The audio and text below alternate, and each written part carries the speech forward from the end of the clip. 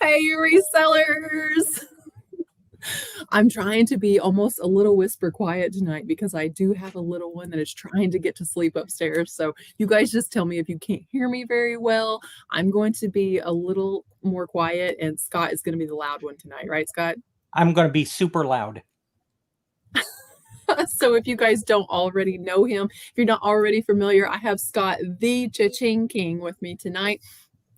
Because the live that we had, I get comments almost daily still of people saying, I'm so sorry I missed this, and commenting on that live. So I was like, you know what, for everyone that missed it, or for people that missed the live at our normal time, I'm going to do a different time, and I'm going to bring Scott back in so that you guys hopefully that missed it last time got to see it tonight, or get to see it tonight.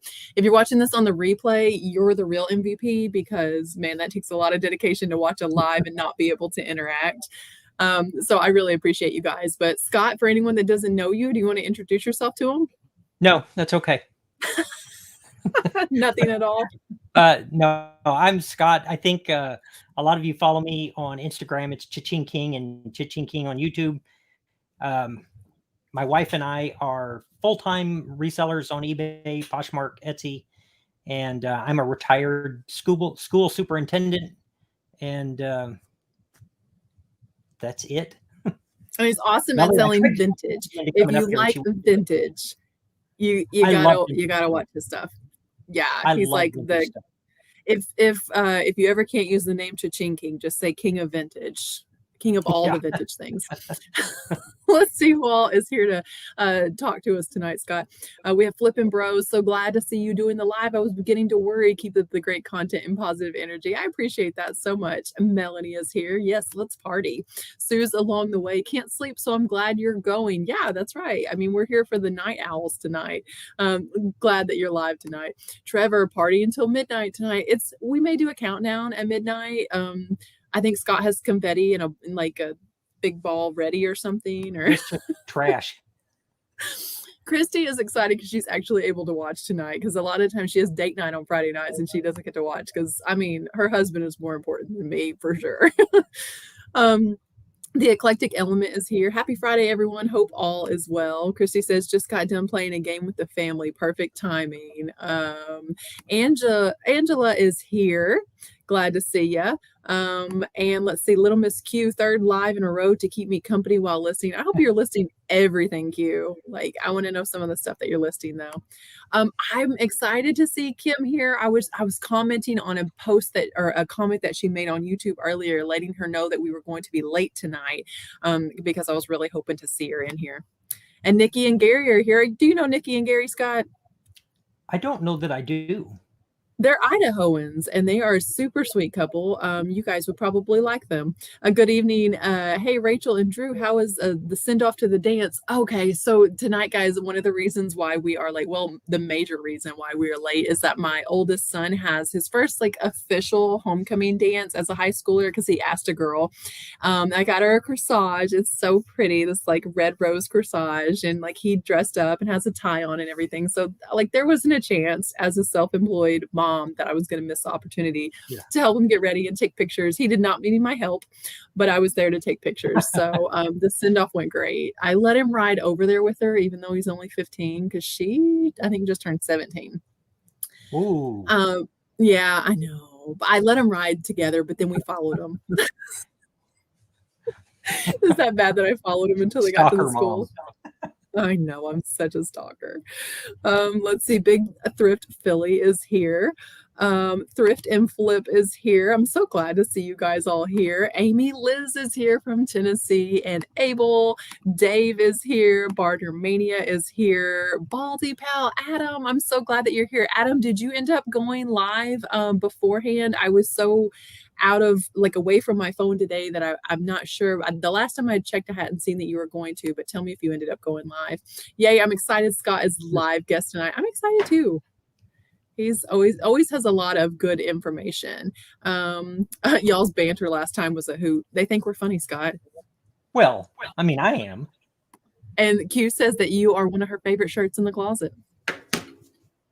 There we go. I think she has the same one that you have too. That's the one I have, because that's my alma mater colors, like my high school. I've got a bunch of them back here.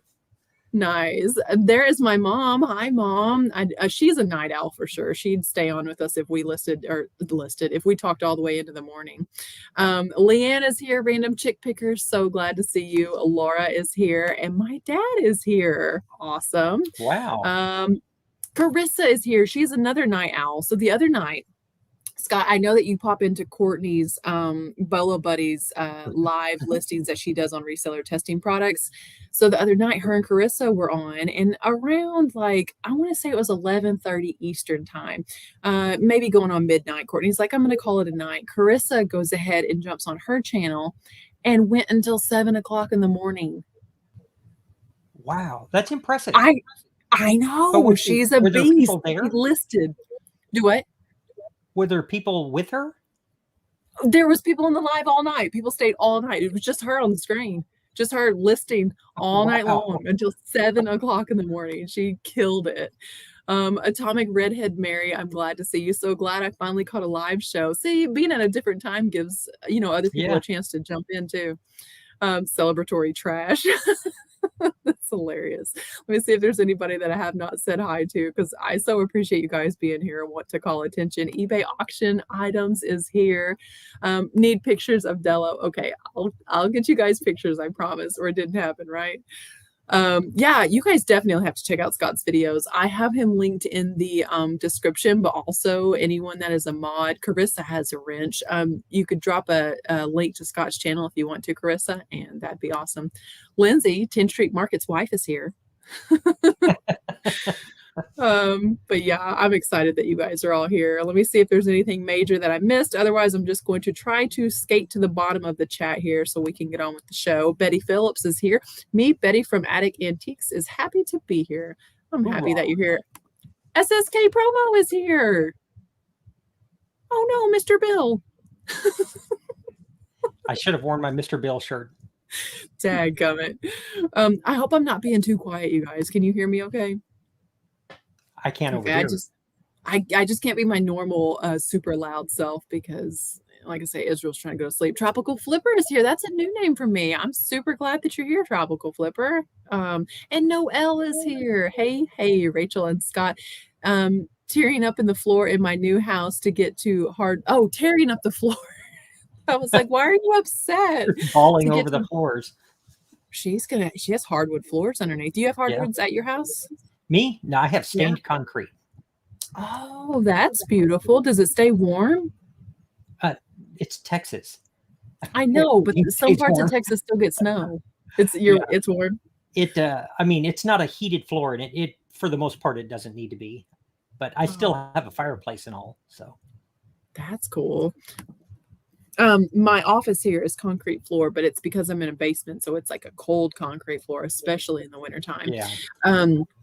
So you guys, we're 8 minutes in, and I think I've said hi to everyone that is here thus far, everyone that's popping in. Boldly Grow Pickers, I see you also. It might be fastest tonight if I respond without clicking on messages. And I might take this time to mention, did you see what happened to Cajun Roots Reseller? Yes. Interesting story. I mean, I don't know all the details, but from what I can understand, he was clicking on comments and something inappropriate came up from a troll, like an inappropriate picture, I would suppose. Yeah. And I mean, he lost his whole channel. It's just gone.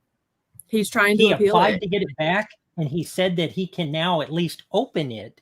He can't post anything, but at least he can open the message or the email now. So be curious to see what happens. Yeah, but that's just like a word of warning, I guess, to other content creators. What he did was turned it on to where you have to be subscribed to the channel for at least 10 minutes before you can post anything. I mean, I know that doesn't weed out everybody, but that's wild. Yeah. Joey Bada Bang 22 is here. I would not be more surprised if I woke up with my head sewn to the carpet tomorrow. That's a Christmas Vacation quote, Scott. I've never heard of the show. I'm just surprised because Joey is he kind of heads to bed early, so I feel like he might have stayed up just to hang out with us tonight. I'm excited. I'm pretty sure that's what it is. Everyone's saying hi to Drew. Oh, there he is. I was like, did I miss my own husband? Scott is wearing himself on his shirt. Okay, Drew, I have a funny story about that. When in 2013, I won Superintendent of the Year. And they had a picture of me that they were giving me at this awards banquet. And they wanted to get a picture of me. So I had them take a picture of me holding the picture of me. So it's like the show Inception had just come out. So I thought, well, that's got to work. It's hilarious because, like, I understand the meaning behind it is very sweet. Like, when I won my title, one of the gifts I got was a mug with a picture of me being crowned on it. Yeah. I'm like, so I don't know. I felt a little narcissistic to have my coffee out of that in the morning. So I didn't. And then, oh my gosh, I'm constantly telling you guys how my parents are my biggest fans. They're like my biggest cheerleaders, right? Like Drew's right there with them, but come on, like no one cheers for you like your loving mom and dad. My dad was so excited one day and come over and was like, honey, I had something printed for you. And I'm like, what is it? And he unrolls this life-size poster of me receiving my crown as Mrs. Missouri. And I'm like, you're the king. Where am I supposed to put this? So maybe I'll hang it up in here just so you guys can see it for a little while. Would that be the most embarrassing thing ever?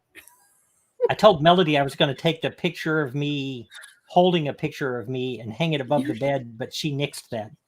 You should take a picture of you holding the picture. Yes, like 3 in 1. Is that what you're saying? Yeah, that's what it was. If I took another picture of it, yes, there might be a space and time continuum problem. Yeah, you could open up a black hole or something. Yeah, hold that picture that you have of you holding the picture of yourself and then take a picture of that. Yeah. Yeah. Let's see. Oh, Q said it's sad when it happened. It was a real person, not a bot. So it was someone like literally trying to set him up. Speaking of Idahoans, here's the Hoogs. Super glad to see you guys. And it's still early over there for them. What time is it for them? They're like 2 hours behind. Is it 8:12 there? I think so. Something like that. I'm not sure. I follow a YouTuber who lost her channel this week. She was hacked. The trolls are evil. That's insane. Wow. Yeah, Joey probably is sleep typing. I said I wasn't going to click on the comments, but here I am. Typing. He said, I'm laying in bed sleeping with one eye. It's hilarious. The trolls have been really bad. I actually had 5 or 6 last night while I was live. Very unusual. Oh, yeah. Desiree can actually chat with us tonight. That's really cool. I've got to get them on the show, but I have to let them know like a couple weeks in advance. So next week I have John, Bama Pickin and Grinnin is going to be here. Trevor is applauding your accomplishment of Superintendent of the Year. Trevor, it was only for Region 12 in Texas. So like, yeah, but I mean, come on, it's kind of a big deal. You can humble brag about it. It was cool because the district that I'm in, had under 200 kids. And I was up against Killeen, which has 80,000 kids, and Waco and, Temple. And so. That's crazy good. He called you the superintendent. Yeah. Have you? If I still have the mug, yep. Yeah, I do. My parents are awesome, Carissa. You're right. I'm next. Let's go. Joey, I have to get you on my channel as well. I just need, Drew actually asked me, he's like, hey, on that late show that you got going, I was like, there's no way I'd ask Joey to stay up that late. He wouldn't. I think she worked her way all the three through her list before she got to me. Really? No, I didn't. You. No, I didn't. I definitely did not. I was like, I wonder what Scott's doing. And then when you said yes, you would, I was like, oh, wonderful. Perfect. Let's see. Oh, she says your dad is so sweet. I see where you get it from. Yeah, my parents are both like the sweetest people ever. So if you guys didn't notice, I have champagne this evening because I'm celebrating, but I don't want to tell you guys yet what I'm celebrating. Obviously, it's not a pregnancy because I have champagne. But I assumed it was just because I was on the channel. Oh, yeah, Oh, I'm so happy that Scott is here with us a second time. Everybody drink up. Yeah, yes. To my guest who's never had a beer a day in his life, I brought champagne. Actually, I really do have a life accomplishment this week that I'm celebrating. I'm not gonna tell you guys what it is because I have a video coming out that's very, very short. It's like 9 minutes or less. Maybe it's 8 minutes or less. I'm gonna, like, keep editing it down so it'll be as short as possible, but it's coming out tomorrow, and you guys will see exactly what it is. The Hoog said it's 9:12. Okay, they're not as far over as I thought then. Let's see. That's oh yeah, well, Miss Q will love you in the place of any love that you didn't get before. I met a guy today that said that he didn't have his mother when he was a kid. And I was like, did you have someone as a mother figure? And he said his grandma was there. And I was like, that's what we always need, at least somebody in our lives that can love us like a parent, that unconditionally. Marketplace Boutique, I'm glad that you're here. And I saw a rural squirrel up there also. How would you pronounce this? Olive oil. Would you? Olive. I would. I would pronounce it correctly. You can pronounce it how you want. I think you're right. I think it's Olive Oil 64. Scott is a fellow Texan and not too far from me. Hope to run into him one day. Scott, maybe you should arrange your own meetup, your own meet and greet. I thought about it, but we're trying to not get out a whole lot right now. So, but I would love to do a get together. Melody wouldn't want to, but I would. Nice. Yeah. Let's see. Candace says, LPS Singing Sisters, as a teacher, I applaud you. That's tough stuff. Yeah, that's pretty awesome. Okay, I'm not going to keep up with you guys tonight, so I'm gonna scroll back down to the bottom and quit trying. But hey, Danielle, Yard Sales and Dreams, I'm glad that you're here. So Scott, did you have anything like super cool happen this week in reselling that you want to maybe talk to us about, tell us about? Any weird stories or buyer requests? Well, I mean, yes, but that's not the story. So I have a video coming out in the morning that's and I'm going to tell you how it ends, even though I don't want you to tell everybody. They got to go watch it. So I went to an estate sale and it was fine. I picked up a few things, but my phone went off while I was there with the Cha-Ching, and they knew enough to know. 'Cause you're the Cha-Ching king. Yeah. Well, they knew at the estate sale, the lady that runs it, she knows that I sell on eBay. So she was like, what did you sell? And I told her I sold a tie. I sold a Hermes tie. And she asked me how much. So they get to talking and they're like, they just don't know this stuff. And I didn't put all of this in the video because I think she's going to watch it. But she asked me, and if everybody's a reseller in the chat, you'll get a kick out of this. She asked me, she said, how much would you charge me to come to the estate sale early and make sure I don't misprice anything? Or would it be enough that we let you shop early? I will not charge anything to come to your estate sale early. Wow. That's huge. Like if I can get in before you guys, I will clean up. Saying that they will let you shop early if you'll just make sure that they're not mispricing stuff? Right. For example, like, well, can you see it behind me over this shoulder? There's another FFA jacket. I see that. The white one. Mm-hmm. So like anybody in the chat that doesn't know, the white FFA jackets or the sweetheart jackets, they sell for $300 to $500, about as fast as you can list them. And yeah, we talked about those before. Yeah, they're amazing. And we were talking about ties and things like that. And I said something like that I would pay $100 for without taking a deep breath, because I know I'm going to clean up. And I get into estate sales before people all the time because they know that if there's something really valuable, I will pay more than what they were going to list it at. So they let me come in. I'm telling you, get to know the estate sale people and tell them what you do. There are a few who don't like resellers, but the majority of them, I'm there before they open. So asking you to like tell them overall if they priced anything wrong, or just the few items, I'll pay more than this for that, I'll pay more than that for this. Exactly. Walk through. I mean, and I know a lot of things, like I build furniture, so I know more about furniture, but I don't sell it. I don't have any desire to sell furniture.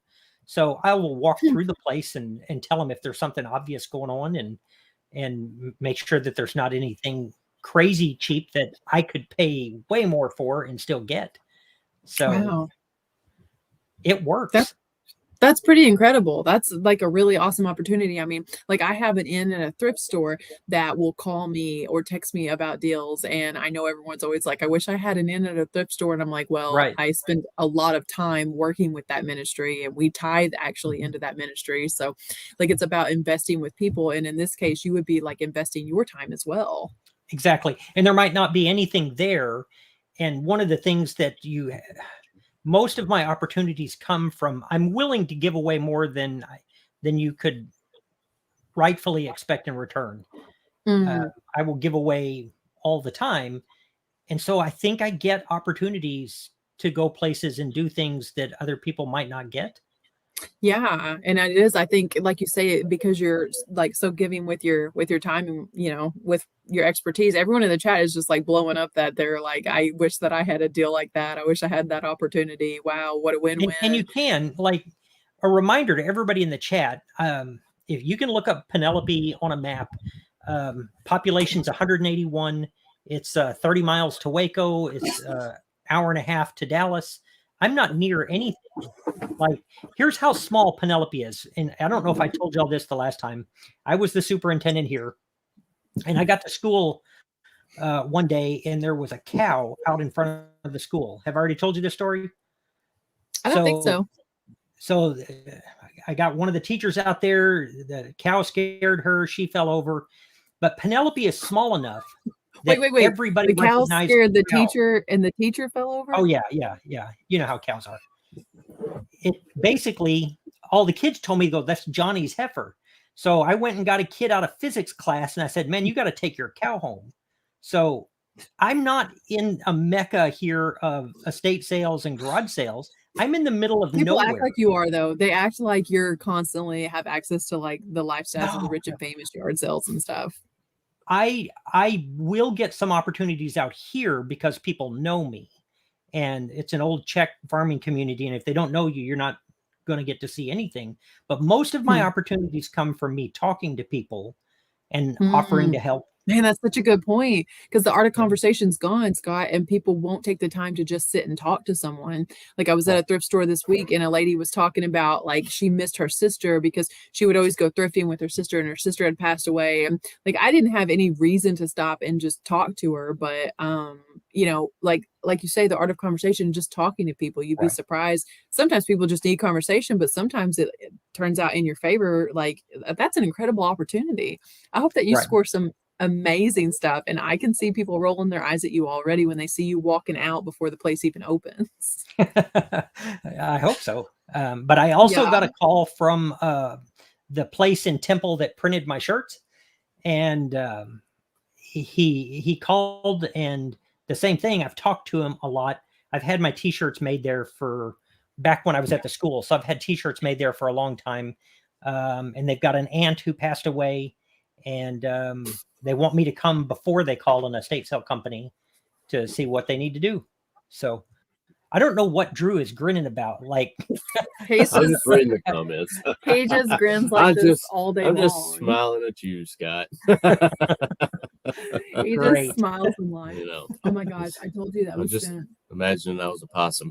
We spent all day yesterday trying to put out someone else's fire. And by the end of the day, I was like, this is what it means for people to have like so much stress that it's unhealthy. And I was like, I mean, like Drew and I don't really have a whole lot of stress. And we always say like our health insurance plan is being vegan and praying a lot, but it's also not having a lot of stress. Because like by the end of the day, neither of us was smiling. And that's not really normal for us. We typically do. He wears that silly grin all the time. How long have y'all been married? It'll be 7 years this year. Yeah. In a row? Yeah. In a row. Consistently. All at once. Danielle wants to know how much time you have in that beard. I'm not even sure at this time. I don't know. I mean, I've had it on my face for a while now, but so I mean, he grew his first beard when he was 10, so it happens. The Hoogs are fangirling because you're in the background. Instead of slapping me, they shaved me when I came out. Nice. Drew, I applaud your epic beard. Mine has never been so legit. Katrina has a question. How do I turn on the Cha-Ching on my eBay? So eBay changed the notification. It's not like the default Cha-Ching like it used to be. They changed it to something else. But you definitely have to turn on push notifications and then see if that alone will turn it on. And then like I walk around with my volume on vibrate on my phone. I never ever have the sound on. So I never get to hear the Cha-Ching. So Really? turn up the volume on your phone, turn on push notifications. You say, am I kidding? Yeah. No, my phone's always on vibrate. Like, why are you laughing so hard? That's like the worst thing ever. I changed Melody's her message notification to the Cha-Ching sound one time, just so that every time somebody texted her, it would go off. They did change it. Everyone that was used to it being the Cha-Ching. I'm sorry. Okay, we're not going to talk about your beard anymore. No more face follicle questions. FYI, emergencies do not necessitate possible death. Here's the question, Sky. If you didn't see it on my story, Drew and I had a question, a little disagreement. And I was right. I said that he said, what did you say was an emergency? Oh, we went to Walmart. Okay, let me tell you how rural our town is. We went to Walmart to buy a tie, and while you're over there selling Hermes, and they don't sell ties at Walmart anymore. And it's the only store in our town where you could buy something like that other than our one thrift store, which I had already looked for a solid red tie. Yeah. And so we're leaving Walmart. We ended up just both getting a Red Bull, not what we came in there for. You couldn't get a red tie, so you got a Red Bull. Right. And so Drew something red. I mean, Drew says, I mean, that's just ridiculous. Since when do they not sell ties? What if it's an emergency? And I was like, an emergency? What do you need to use it as a tourniquet or something? What type of emergency would justify you needed an emergency tie? Like I used to keep an emergency fork in my car. Emergency fork. Listen, you could get really hungry. You could starve to death. That could be an actual emergency. Fork? I would not starve to death because I didn't have a fork. And if he wore a tie, nobody's going to see it. He didn't need a tie. My son needed a tie for the homecoming dance tonight. Okay, so they wait. Does your son have a beard like this? No, but he did let it grow for a week and a half. He is starting. You said he's 15. I'm expecting, full on ZZ Top at this point. Yeah. See, Rural Squirrel says she has an emergency spoon. I've been in situations before where I was like, oh my gosh, I don't have a fork. And dig your way out of something. So here's the deal. I think that you need to I think an emergency is like a life or death situation. Like someone's life would have to be at risk. And I put out a poll on my story. Let's just see what the poll is. I didn't even check back to see how people actually responded. What do you think, Scott? Does an emergency, does it have to be life or death? Yeah, do you have to die for it to be an emergency? No. It has to be a risk that you could die. If you have an emergent situation, that could be something that is pressing and needs to be tended to right now. Yes, I win. Okay, so he has 4 times the amount of votes that I do for it does not necessitate an emergency. I looked it up. Yeah, all those people in the emergency. The definition, like what you're doing right now. And Wikipedia actually said it would be like a threat to like life or property or I don't know, something else. I don't know what that is. Oh, what'd you sell? I sold some pictures. How much for? 103. I didn't know if it said 103. My eyes are not what yours are. You were blessed with like 20/20 vision or something. And you were blessed with 1. That's incredible. What kind of pictures are they? So there was a state near me that the one that had the very, very high end estate, they were throwing away all the pictures. So she traveled the whole world. So I got maybe 20,000 photographs from the 1950s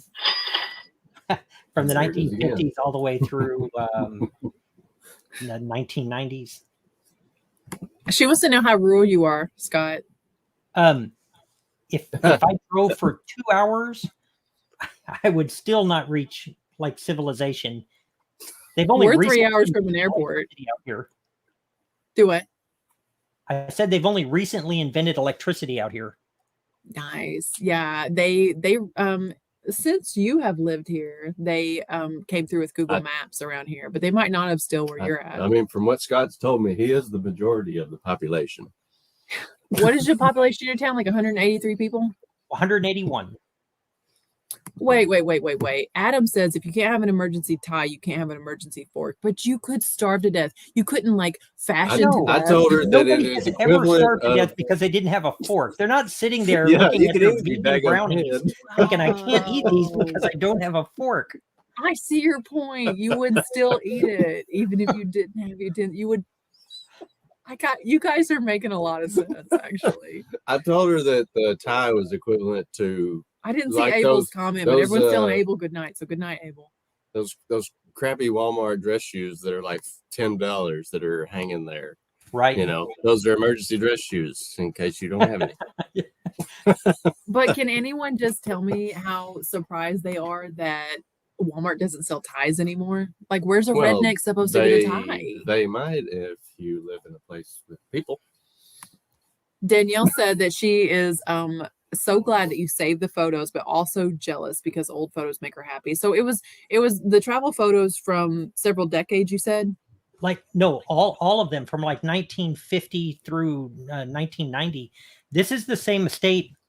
I don't know how many people saw that I had the 8mm film that when I opened it, because they also recorded a lot of it, but all the 8mm film said parade JFK for real. Oh, I remember that when you got that. Yeah. I remember. I was like, I'm either going to wind up rich or dead, or both. Yeah.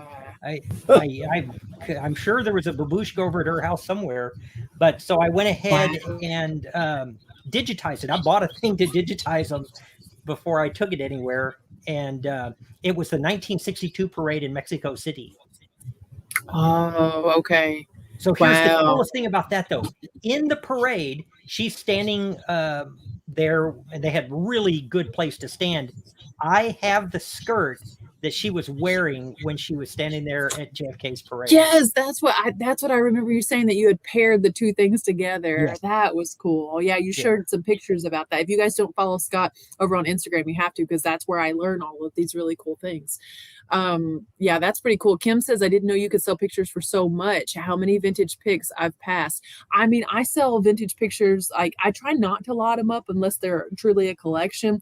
And then I constantly have stuff. Your desk pile could be a box this big and you could have 500 unlisted items. I get at least $10 a picture. That is like bare minimum, $10 a picture. And I see people pass up vintage photos all the time. And it's crazy to me because there's so much money to be made there. And if your picture has anything unusual in it, like I had one recently, and it was just a picture of like 5 girls at like a camp. It wasn't anything except one of the girls very clearly had 6 fingers. And I was like, yeah. That's interesting. That's cool. That's cool. Yeah, I have one where it's girls at Arkansas Girls State. So they're older girls. They're like at least 17 years old. And one of them, there's one picture, like one of them standing in her bra in one of the rooms. And I'm like, this is like, they're black and white photos from like 1953 of this. And I'm like, I mean, that's going to be great for somebody. It's going to love that. Yeah, anything that's interesting. I just sold one of it was like 4 men and a child, and they were all playing banjos sitting outside in these like wooden rocking chairs. That was and stuff. A movie. That thing, it's probably, it sold for almost $30 for that one photo plus shipping. How many photos were in the lot that you just sold? About 300. So what we're going to do, because we probably have 20,000 photographs.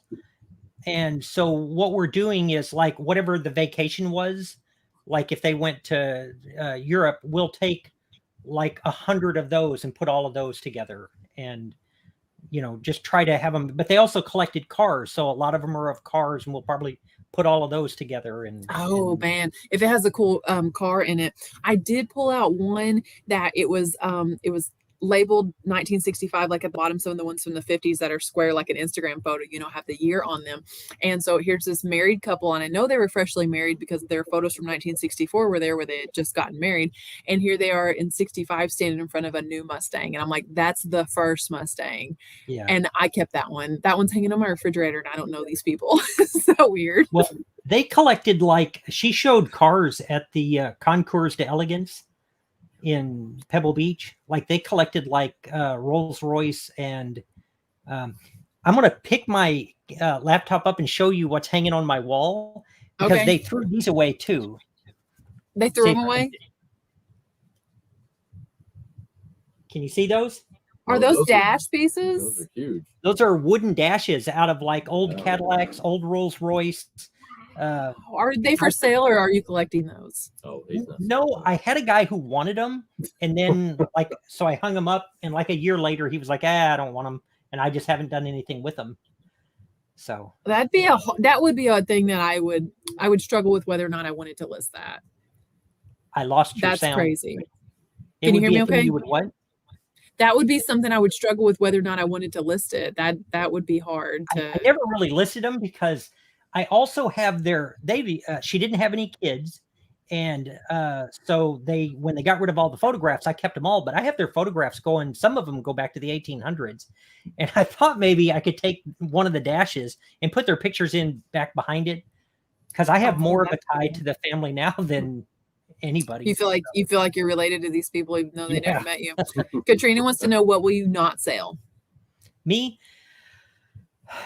I sold something one time that kind of bothered me, and I didn't know what it was until it was too late. And so I struggle with like really, really controversial stuff. I had a little pin, and I say little like the size of the end of your finger, and it said K-top on it, K-O-T-O-P. And it was real old. You could tell it was from the 1930s. And I only found one other that had ever sold, and it didn't say anything about it, but it brought like $200. So I thought, wow. So I listed it, 3 minutes, sold. And I did research after that, and K-top, K-O-T-O-P, was the Knights of the Open Palm, which was a secret organization within the KKK. Oh. And, yeah, not a positive. And I would have never sold that because the money is just money. Yeah. And I wouldn't have either. Yeah, I'm with you. There's certain things in the chat. Do what? My niece Ella Kerb is in the chat. Nice. Hello, Ella. We're super excited to see you. That's awesome. Yeah, she is applying to. She'll have to remind me, but I think she's applying at Baylor. She's got an interview next week. So. Oh wow. I'm surprised at something like that. But anyway, so there are things I won't sell. I don't like stuff like that. And hey, Chris. But I'm with you, Scott. That's like, there are certain things I won't sell. Like I wouldn't sell a Buddha statue or like anything that's like a graven image, especially if it's any type of and I'm not saying Buddha is, I don't know anything about Buddhism, but if it's a graven image, like some of the in Indian culture, like some of their gods, like I've seen plaques and different statues and things, I wouldn't sell those. That would probably be one thing I wouldn't sell. Would you sell something like that? Yeah, I don't know that. I studied world religions in my undergraduate, and so a lot of it's fascinating. A lot of it's just history, and so I love history of all types. So would you? Do you have a Jaguar dashboard? I don't think so. I think in here, I've got a 34 Cadillac. I've got a 29 Rolls Royce. I think there's an MG. I would have to do some research, but like I don't think they had a Jaguar. Wow. Yeah, and I actually had her metal dash for that one too, because when they restore cars for like the Concours, they have to be perfect. And so a lot of these dashes are actually in pretty good shape, but I'm not in a hurry to sell them. So if somebody wanted them, I would either give them to somebody that had to have it than I would sell it. So Q said she won't sell World War II Germany items for any amount of money. Let's see. I don't sell what? I won't sell Land Before Time VHS anymore. Remind me what happened with that. I can't remember. But Josh, I'm sure will elaborate for us. Yeah. Oh, Drew has a reselling story. Do you guys want to hear his story that happened today? No, you don't. Yes, no, you don't, because I don't want to tell it. It doesn't matter. Listen, this is the good, the bad, and the ugly. But I didn't have a good. Don't you wake Israel Why up did I now. just get to go straight to bad? Listen, tell them quietly what happened today. Okay. So I got a piece of butcher block that was just a remnant from leftover when we redid our kitchen. The size of a stove. That I cut up, put the stovetop in our island. And so it's 30 inches wide by 24 inches deep and 1.5 inches thick. Well, I had it for sale on Facebook Marketplace for $75. And I had like 3 or 4 people contact me about it. And this one woman, she got a hold of me like 3 days ago and said that, yes, I want it. Like, just message me, when can I meet you? And I'm like, oh, wow, great. Didn't even ask about what's the least you'll take for it or anything. Right. Didn't try to haggle with me.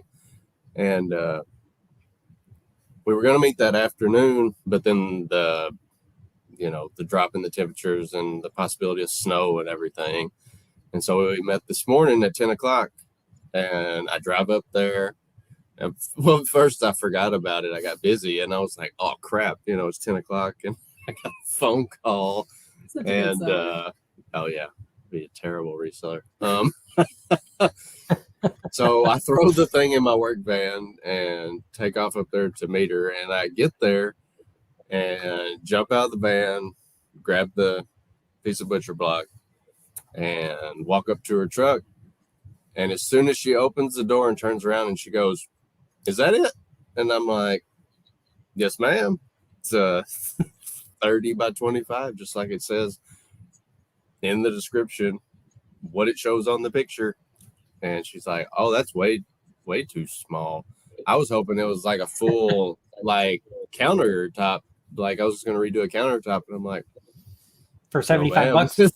I said, for $75? She thought she was getting an entire butcher block countertop. I'm like, $750 countertop, and that's if you find it cheap enough. I'm like a piece of butcher block, like full length countertop. You're gonna pay like $400 or $500. Like, yeah, what am I like? It was 2 feet wide. Some like crackhead just trying to get some money out here or something. Like, those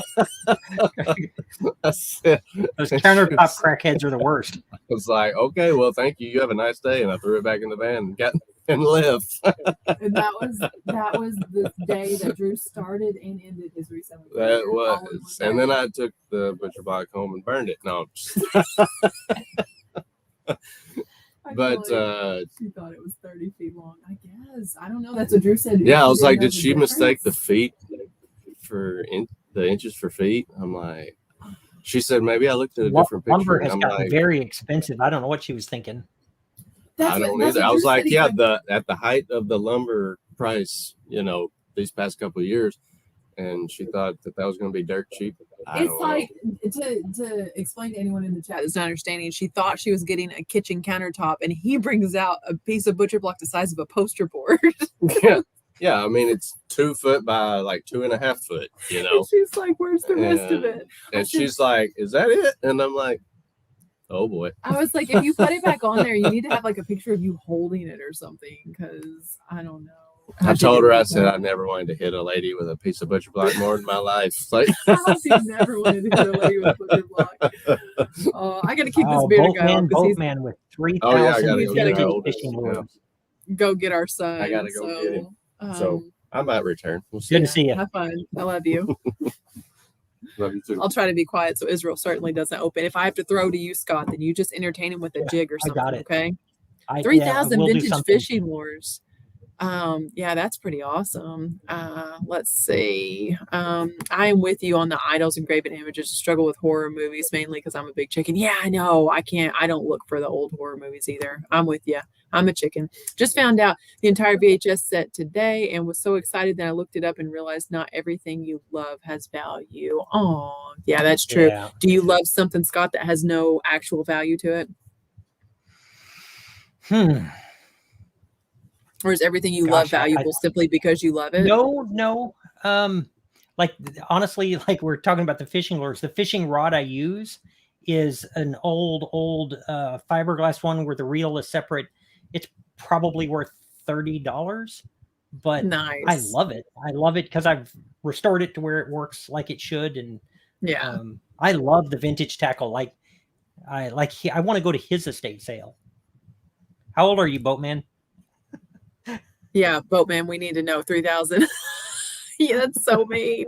I want to go to your estate sale. How old are you? That's what your new merch needs to say. Melanie's going to be without internet for a week. How are you supposed to function without internet for a week in 2022? Wow. Yeah, I'm with you. Q. It's just she thought it was 30 feet long. I guess. I don't know. The Facebook Marketplace is definitely a very unique experience sometimes. You're definitely not alone. Yeah, I haven't heard of her before. It's sad. I agree with you. Not cool to support that. Yeah. So you mentioned things you won't sell. What is something that you really want to find and haven't yet? Chanel. Okay. I've never found anything Chanel. I found a bootleg jacket one time, but it was really bootleg. I have found Chanel perfume in Chanel body wash boxes, but like I don't know. Maybe I should count that. That's the only Chanel thing that I've ever found. That's my bucket list. What I really, really would like to find. And around here, like I always look in the tweed jackets, just maybe by chance, but I don't know what my chances of ever finding Chanel around here are. I feel like I'm going to really have to be searching. Let's see. I drove an hour to sell a pair of Tiffany sunglasses for $150 once, and this chick tried them on and said, "Nah, I don't think I want them." Wow. I have some Tiffany glasses that my friends Carissa and Courtney said I should not keep, and they said that anyone that told me to keep these glasses is not my friend. Wow. Will you tell? They said that they did not look good on me. Hang on. They're just trying to be honest with me. It was their honest opinion, but you guys tell me if you think I should. I was considering having my lenses put in these glasses. What do you think, Scott? I would wear them. They're women, so you probably shouldn't. I don't care. Let's see. Okay, so what's the coolest thing in your house that you haven't listed? That I won't sell? Ooh. I don't know. I mean, but you just haven't yet because you're not sure. Oh. Look at that. Carissa with the money. She feels bad for telling me my glasses looked ugly on me. I'm just kidding. I'm not really keeping these. Y'all hit the thumbs up. Rachel, you're doing great. I've got to run. Sweet dreams. Sweet dreams, Carissa. I so appreciate you being here and for dropping Scott's link also. And encouraging people to hit the thumbs up. That does help me, guys. It helps us when you watch our videos and hit the thumbs up and comment and things like that. YouTube thinks that we're worth something then. Let me think. What is something that I haven't listed because I'm not sure if I want to keep it? Is that what you're saying? Yeah.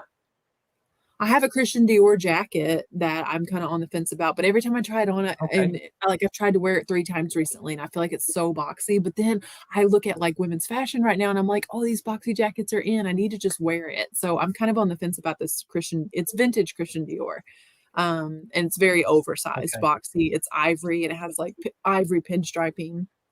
It's just kind of like a jacquard print, to where the pinstriping is a different texture. Do you have something that you're kind of on the fence about whether or not you want to list? I really do.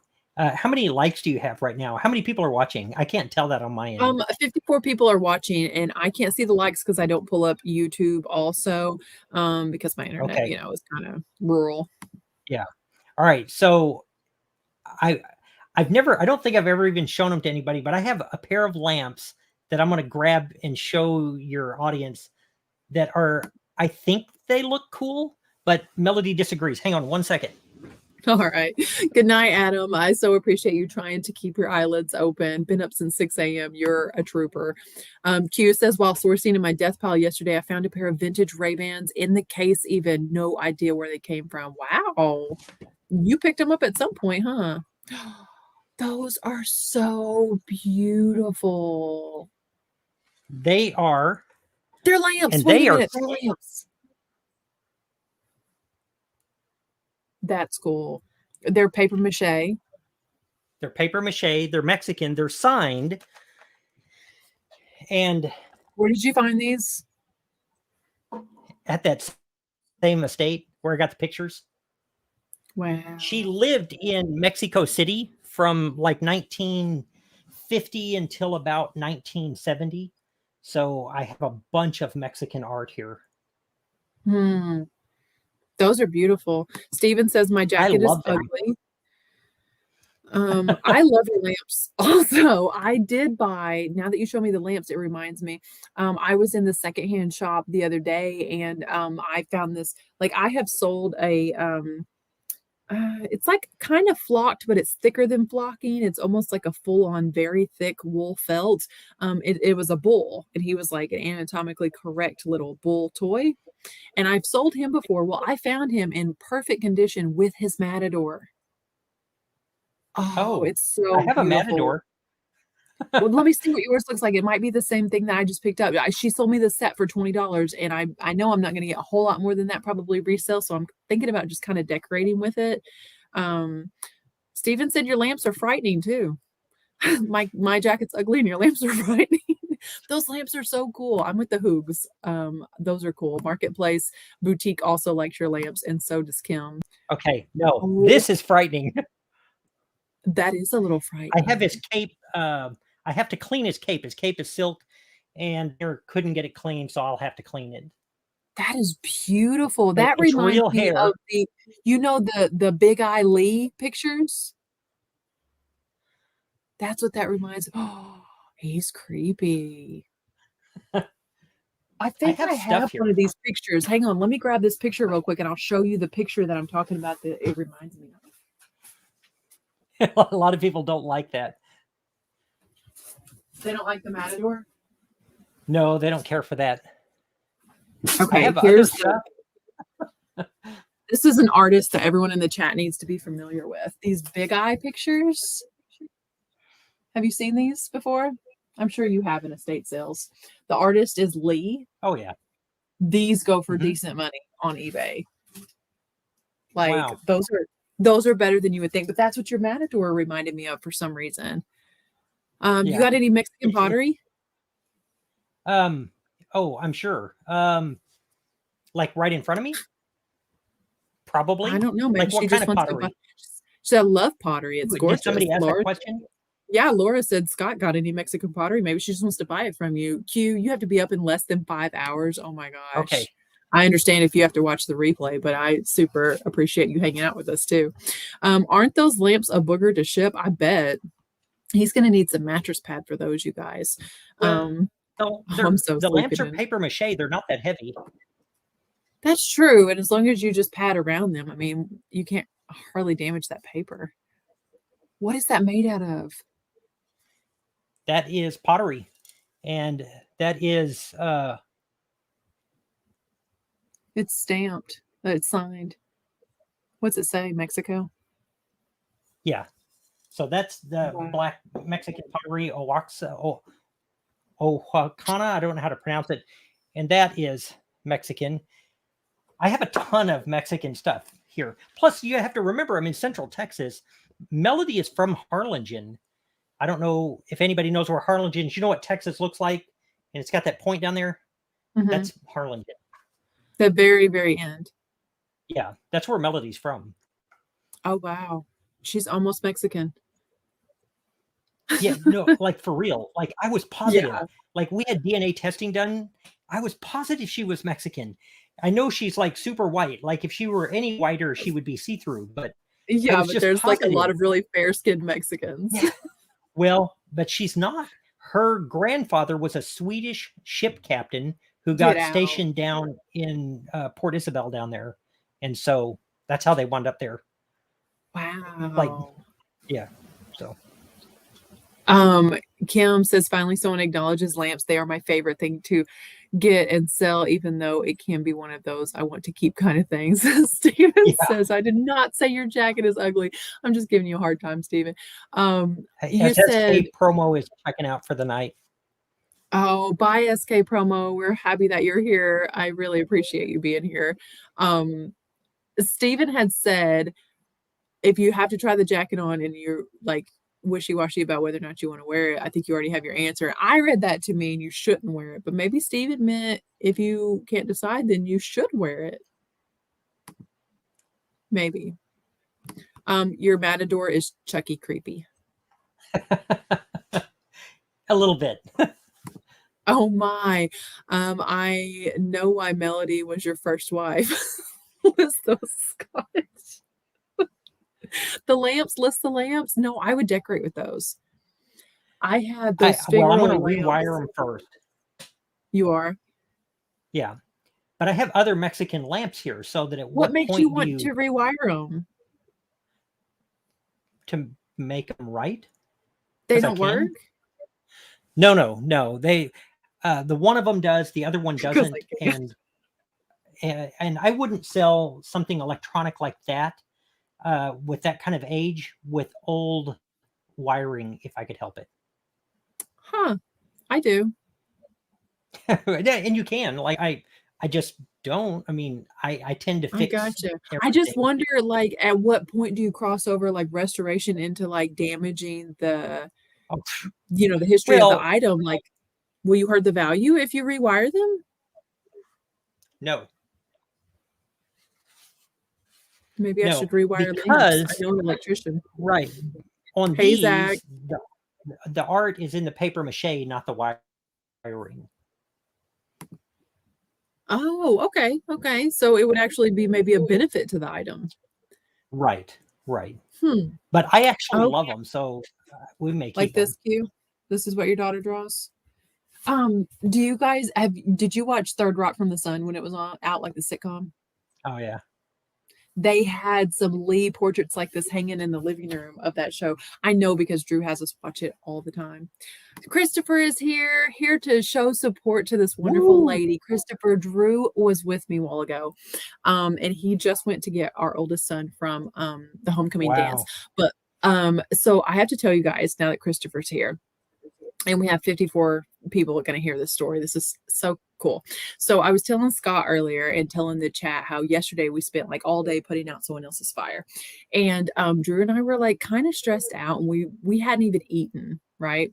And we had enough time to go grab a bite to eat real quick before we had to go get our kids from school and then go back over to the place where we were trying to calm this situation down and help everybody.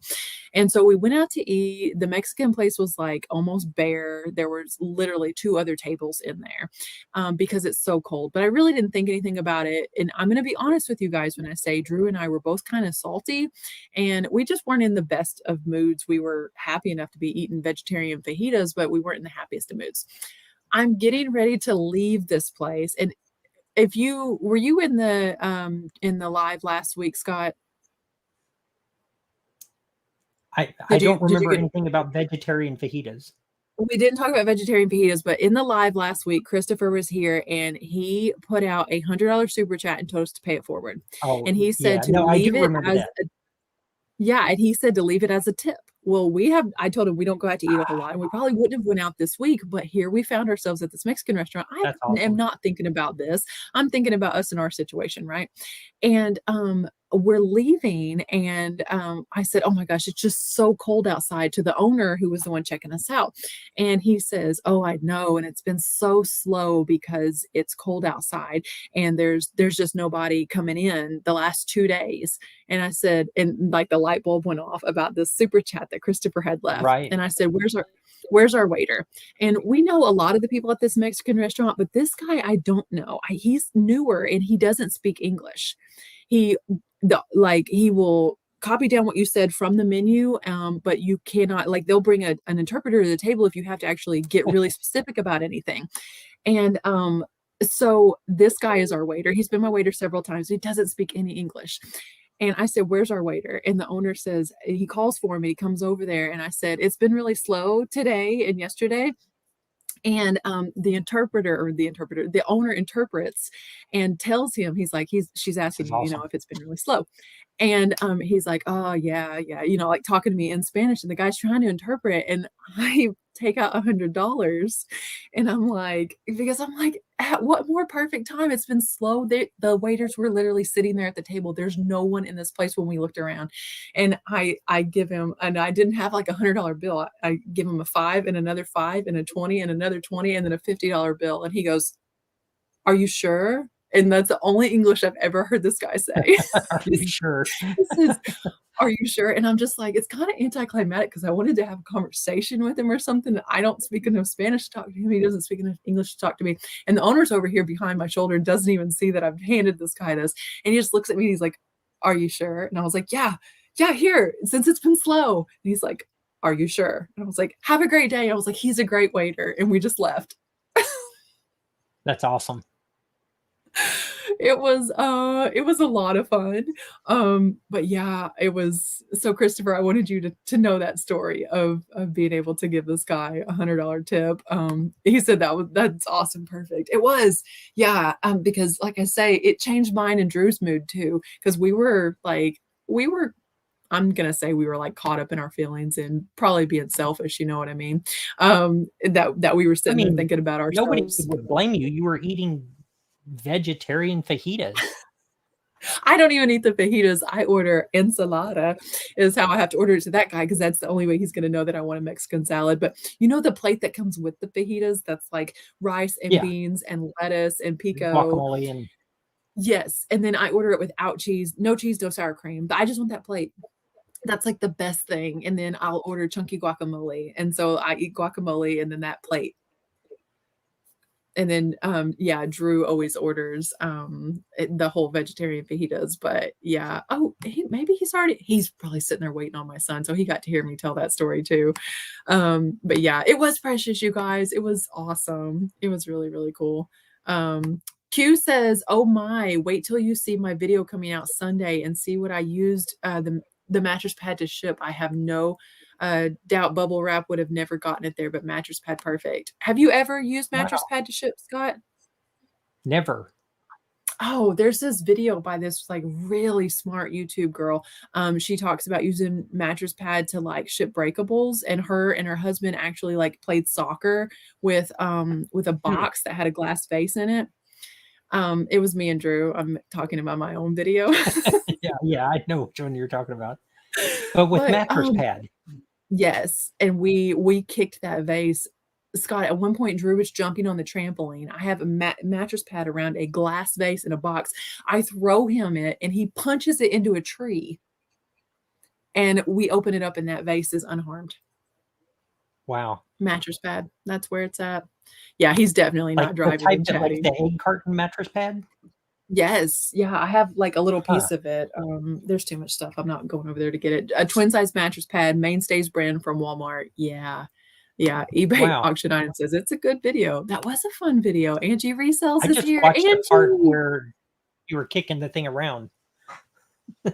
Oh yeah, that was kind of fun. And then he had like the Ace Ventura quote at the end. I was like, "Sounds broken." And he's like, "Most likely."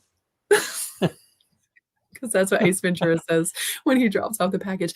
Guys, I'm so glad that Angie Resells is here. I didn't realize you were such a night owl, Angie. She's in Florida, so it's super late for her already. If you guys haven't subscribed to her channel, you definitely need to. I have to get Angie on my live sometime soon because I just really enjoy her content. She almost sold. Do what? And she's awake. I know, right? She almost sold 6 figures this past year and was not full-time even the whole year. Wow.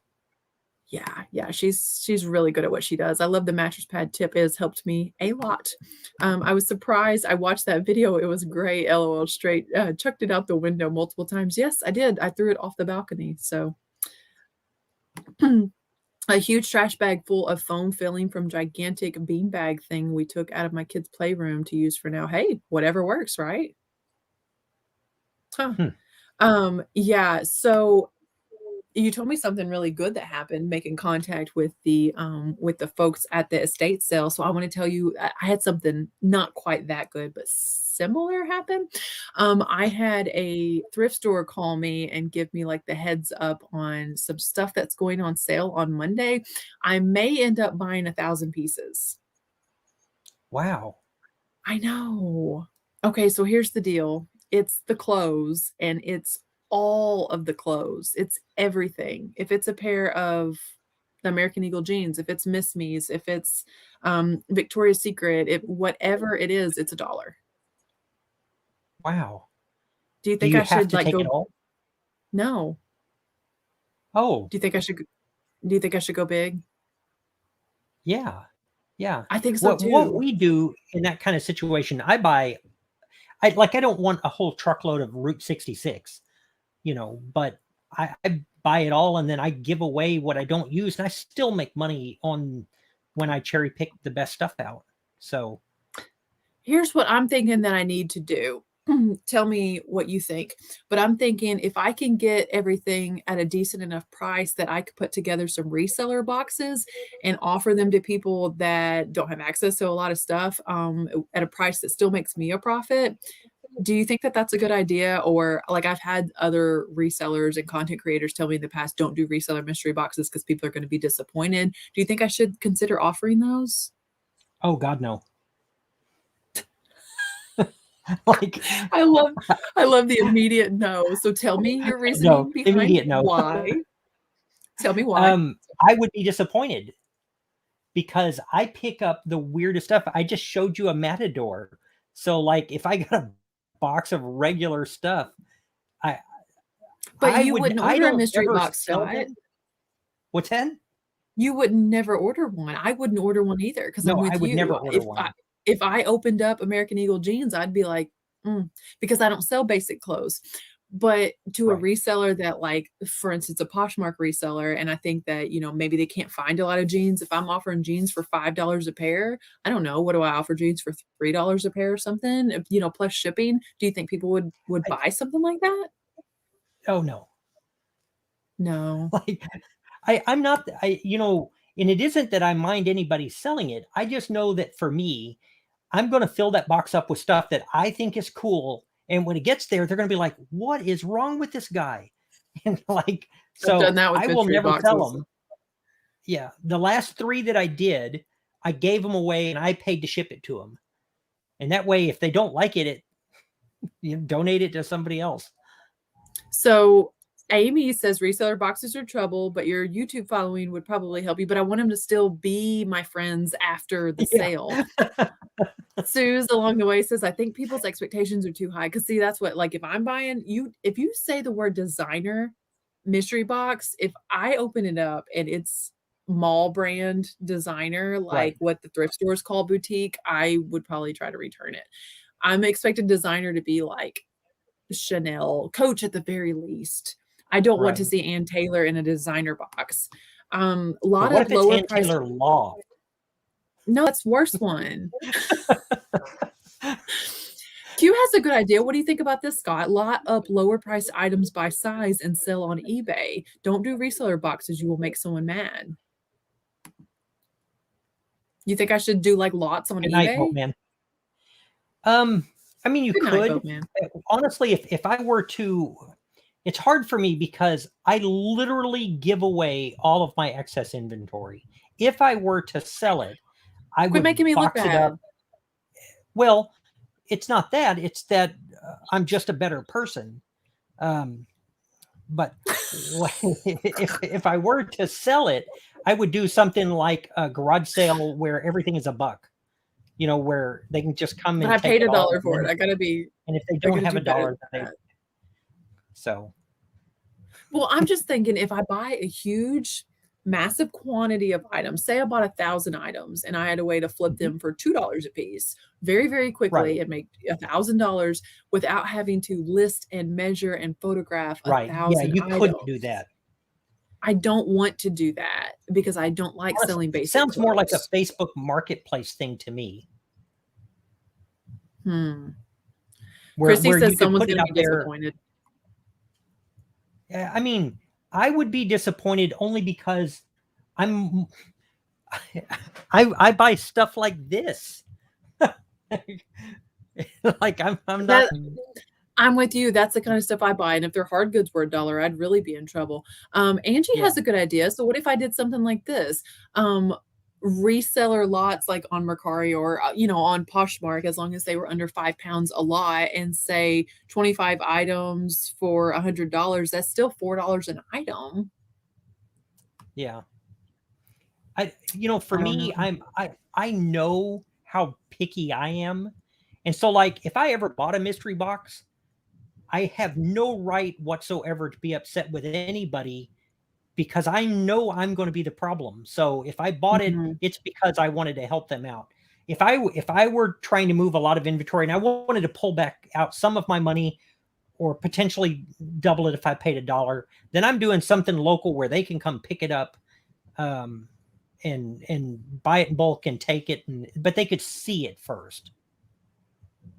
What if, like Leanna's saying, she's, thought of doing boxes, but let them see the items. Like if you laid everything out, if I have 25 pair of American Eagle jeans there and I tell you it's X amount of dollars, and you know that you're getting 25 pair of American Eagle jeans. You think? I mean, you certainly could. I mean, that would be way better than a trust me one, I mean, this is also a good idea.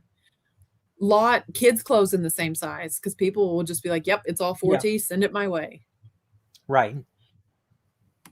And it wouldn't matter if your kid was ugly as a mud fence, if they just had free clothes. If they just need nice clothes, and then they'll be popular in school. Drew's is nice. I think he's talking about you saying that you're better than me. Don't do it. Okay. See, if my initial feeling is, well, how can I capitalize on this the best way possible, though, guys? Like, that's what would you do, Scott? How would you go in there and turn $1,000? 100%. I go in and look, and I try to decide if are there enough items that are going to be higher end for me to warrant me buying a bunch of stuff that I'm either going to give away or sell at a break-even point. And I do it all the time. That's what I do. There's not going to be at one location, there could be some vintage, but like this is the place that calls me when they get vintage, because they won't put it out. And so they call me and tell me to come buy their vintage. So I know that I'm not going to walk in there and see anything vintage. And the chances of finding a designer in this place is slim to none. It is going to be nice mall brands at best. See, that would just hold no excitement for me at all. You could bring large lots to local auction houses. We don't have any auction houses like that. I've been watching YouTube resellers since 2012. This has been done a lot, and it ruined a few folks. Oh, you guys are bringing up good points. So I don't need to do this. I need to just offer them as lots on one of the actual marketplaces if I do it, not to my friends on YouTube or Instagram. Somebody that can see it and decide whether or not it's worth it to take home. That's a good idea. I'm glad that you guys are sharing your opinion with me. Yeah. Did you see my post for my garage sale I'm going to have in February? No. I posted it on Instagram February, maybe March, and I'm going to have it in Temple, but it's going to be all free. It's all going to be for resellers, and it's give me a chance to clean up, move some things to people that need it. But as far as me making any money on it, I've already made my money. And so I saw you saying that you were going to be giving to people that need it, resellers that need it, but I didn't realize you were doing it in the form of a yard sale. Yeah, it'll just be a free yard sale.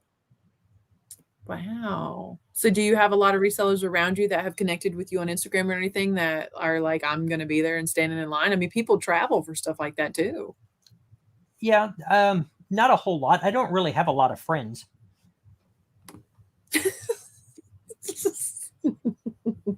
Steven says he's beginning to warm up to the paper mache. Used clothing gives me the wrinkles.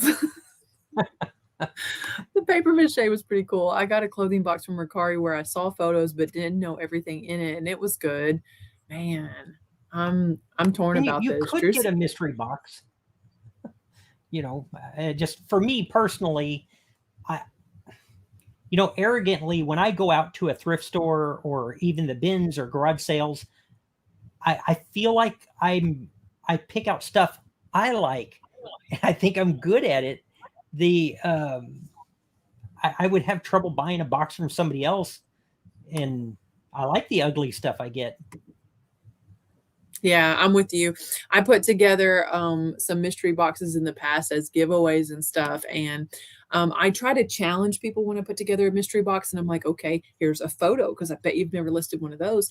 Here's a cassette tape, because maybe you never did that. And like, I'm trying to get them to, here's a random balloon and a piece of jewelry and some women's clothes and men's clothes. And then like, I see the look on their face and they're just like, so, I mean, and it was free. So maybe you're right. Maybe I shouldn't put together mystery boxes if I can't even get the free ones right. They want to know if you said uglier than a mud fence. I said uglier than a mud fence. He did. He said that. And Christy says she'll be at your yard sale. See, you if do. She's the only one there. She will get a ton of stuff. See there.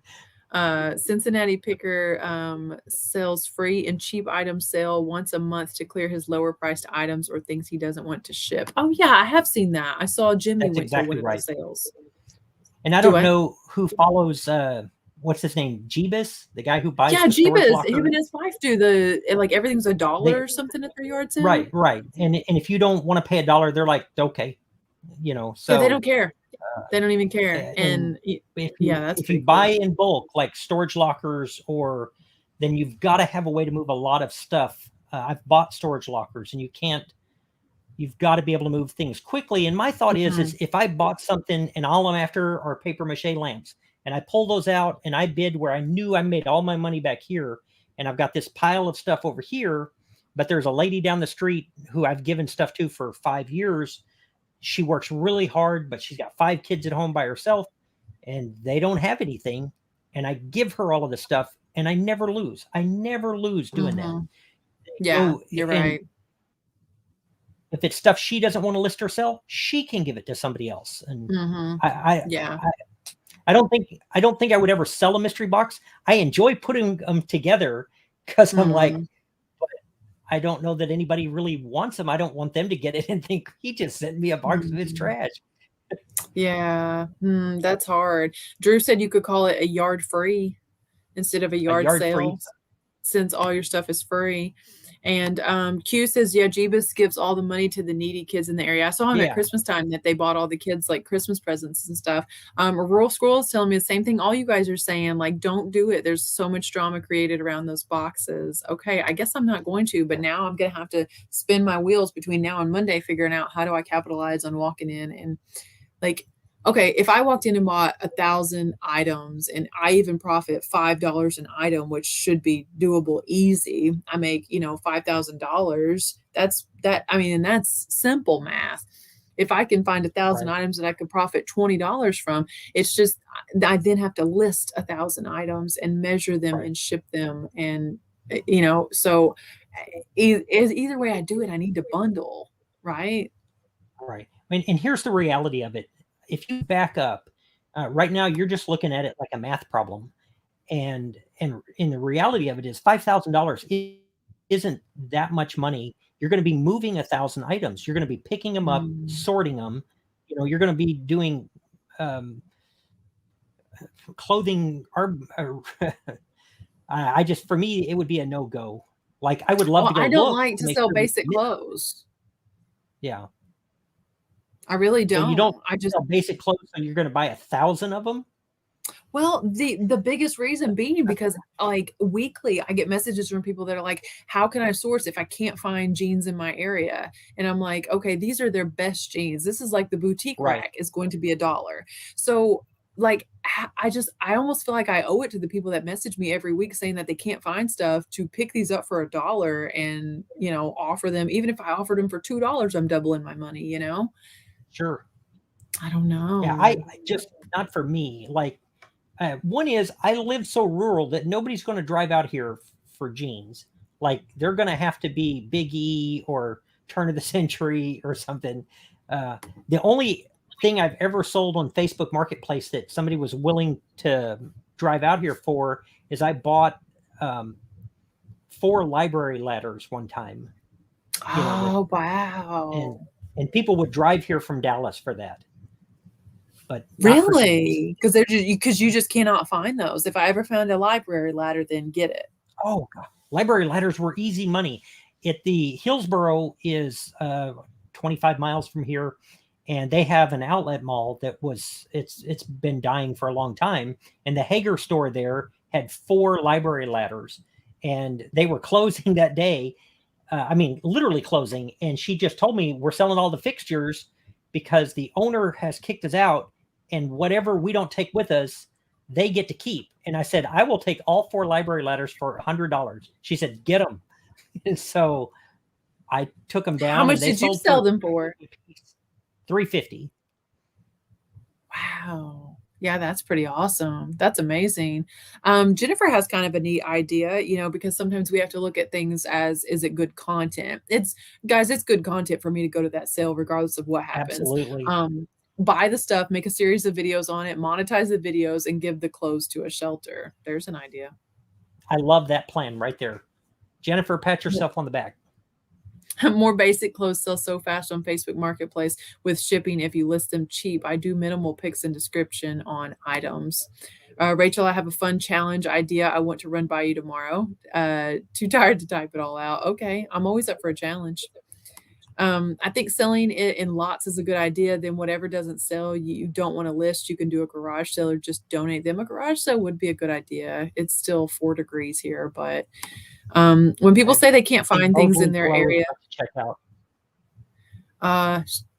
Would you say Boldly Grow is good night. All right, I have a loved finally meeting. Oh, I loved finally meeting Scott Cha-Ching King, but have to wake up in time for work. Oh yeah. So we're glad that you're here, and I'm glad that you got to meet Scott too. I don't feel like I'll let you talk a whole lot tonight though, Scott. Me? I just interrupt when I get ready. Okay, I was about to say, just interrupt me every once in a while. When they say they can't find things, they're talking about good things. Everyone can find mall brand things. She kind of raises a good point, because I had someone approach me once that couldn't find shoes in their area. And I was like, well, what kind of shoes are you looking for? Because shoes are pretty plentiful where I'm at. And they were like, just basic, I'm just trying to turn shoes for $20 or $30 profit. And I'm like, you can find $20 or $30 profit shoes in my store all the time. If I wanted to just sell shoes, And so I said, well, maybe I could put together a box for you. They're typically $4 or $5 here, because they said they would pay up to $10 a pair. I'm like, maybe we can work out a deal here. And then I start telling them what kind of brands are available. And they're like, no, I was thinking of like Hoka's and Doc Martens. Exactly. I said, I thought you wanted to turn $20 or $30 profit per pair of shoes. Hoka's and Doc Martens. I mean, some Hoka's are $20 profit, but you're talking about like Rothy's, and I'm like, Peaks and yeah. And I was like, I'm sorry, if I find those types of brands, I'm gonna sell them. But I thought you wanted more basic stuff than that. No, it turned out that wasn't the case, so we weren't able to work anything out. No basic clothes. Honestly, I wish I could find vintage, but not possible in my area. You know who has really great vintage in their area? Jessie Shops. Why is that thrift store always Where is she at? She's in Florida. She's around Jacksonville, if I'm not mistaken. But she has like the thrift store that she walks into. Why is it always loaded down with the coolest 1970s vintage? I don't even understand. I think sometimes who said that they don't have vintage clothes? Was that random chick picker? Yeah, Liam. Yeah. Where are you at? Where's she at?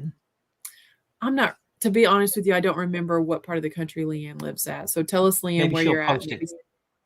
Maybe Scott can give you some ideas. Here's the deal. So I'm Melody and I are going to be traveling more, and we're waiting for it to be a little bit healthier environment. And I feel like I could go anywhere and find cool stuff. And so I'm with you one there. of the things I may do is go to somebody's place and just go thrift across the US. Yeah. Who was it that was talking about? Maybe it was you even, but someone was talking about trying to find the worst place to thrift and see what they can find. What a great idea. Who was that? Somebody smarter than me. Somebody, it might have been you. You're probably being sarcastic. No, I don't know. See, she said small town in Alabama. I am all about that. So I've already scheduled trips for the beginning of this year. But I am going to make Alabama, and I will see if I can do that. Cause I'm in Penelope. Seriously, if you haven't, look it up on a map, and I'm not going into Dallas really not very on the rarely. map, Penelope, hey, come on now. It's not on everybody's map. No, I'm sure it's not. You have to scroll in when you're on, like, Google Maps. They give you guys in Penelope special maps so that you feel like you're on a map. Trevor, what's the difference between it might be special because it was done in crayon. Yeah, it's special just for you guys. I see Kim Murphy answered your question that it has to be 20 years old to be vintage, and that literally is the difference. But a good way to hunt for, don't ask people, do you have any vintage shirts? Because the vintage implies value. So, do you have any old shirts? Where's the old stained up t-shirts that you didn't want to put out at this yard sale? You know, how many times people have given me their trash bag of old shirts when they say that, and I find single stitch in there. Tell the thrift store, I want old t-shirts. When you are getting rid of the old t-shirts and you're going to recycle them, is there any way possible that you would let me look through those t-shirts before you recycle them? Just making connections with people, but don't call them vintage, call them old, or search on eBay old t-shirt or old t-shirt lot or something. Do you realize that 2002 is now vintage? I know. I was explaining that to someone that doesn't resell the other day. I was like, 2002 is vintage. I graduated in 2004, so that's kind of crazy. My graduation stuff's not quite vintage yet. But no, like if I'm searching for a vintage Coach purse, I'm not going to type in vintage Coach because those are going to be expensive. I'm going to type in old Coach because those people don't see the value in vintage and have priced it cheaper. I'm older than you. I would type in Stagecoach. Nice. I really want to thrift on the road. I've got a 10th grader, but someday I'll do it. Yeah, I have a 10th grader too. Yeah, I do that, Scott. I'm not sure what part it is because I'm so far behind on the chat all the time, but she does that too. This is what I challenge myself to thrift enough items while in LA, Rachel, because everyone told me things would be expensive and I wouldn't be able to make a profit. You were in my life for a bit. Yeah. Oh, so is that where you got all that stuff at, Noelle? Was in LA? Oh, she found some killer stuff and some cool vintage clothing. Yeah, that's pretty interesting. Have you ever thrifted that far out west, LA area? No. I've been to Colorado and New Mexico. And then as far north as, well, we go to Duluth, Minnesota every year. And I haven't really gone east. I drive by your way, Scott. Christy says I at least every couple months to Tyler. Is that near you? No. nothing she is drives near me. Through, yeah. Through there, I guess. She probably goes up and down I-35. Everyone wants to see you live in a van and thrift. Down by the river. While I was at some real estate closings today, we were talking about like what our dream houses would be. And I was like, honestly, my dream house would be an old factory that I rehabbed into a house. Like I want to hang an old, a new shiny chandelier in an old factory or something. And I was like, or a van. And everyone just looked at me. And I was like, I will absolutely live in a van or an RV one day. There was a girl called Thrifting Wanderluster. She used to do live sales on YouTube. Items were pretty cheap, but she was making a profit. Buyers said sold in the chat, and her hubby recorded sales. Well, what if I did something like that? I feel like everybody talking about living in a van has never actually been homeless. Like I have no desire to live in a van. That's true. You keep your house. I want to go live in a Mercedes Sprinter van. Did you see about 2 years ago, I guess, I posted some pictures on Instagram of a house near me that I designed the cabinets for and that's built out of a grain silo? No. See, maybe I need to do that a video would be over at Gloria's house.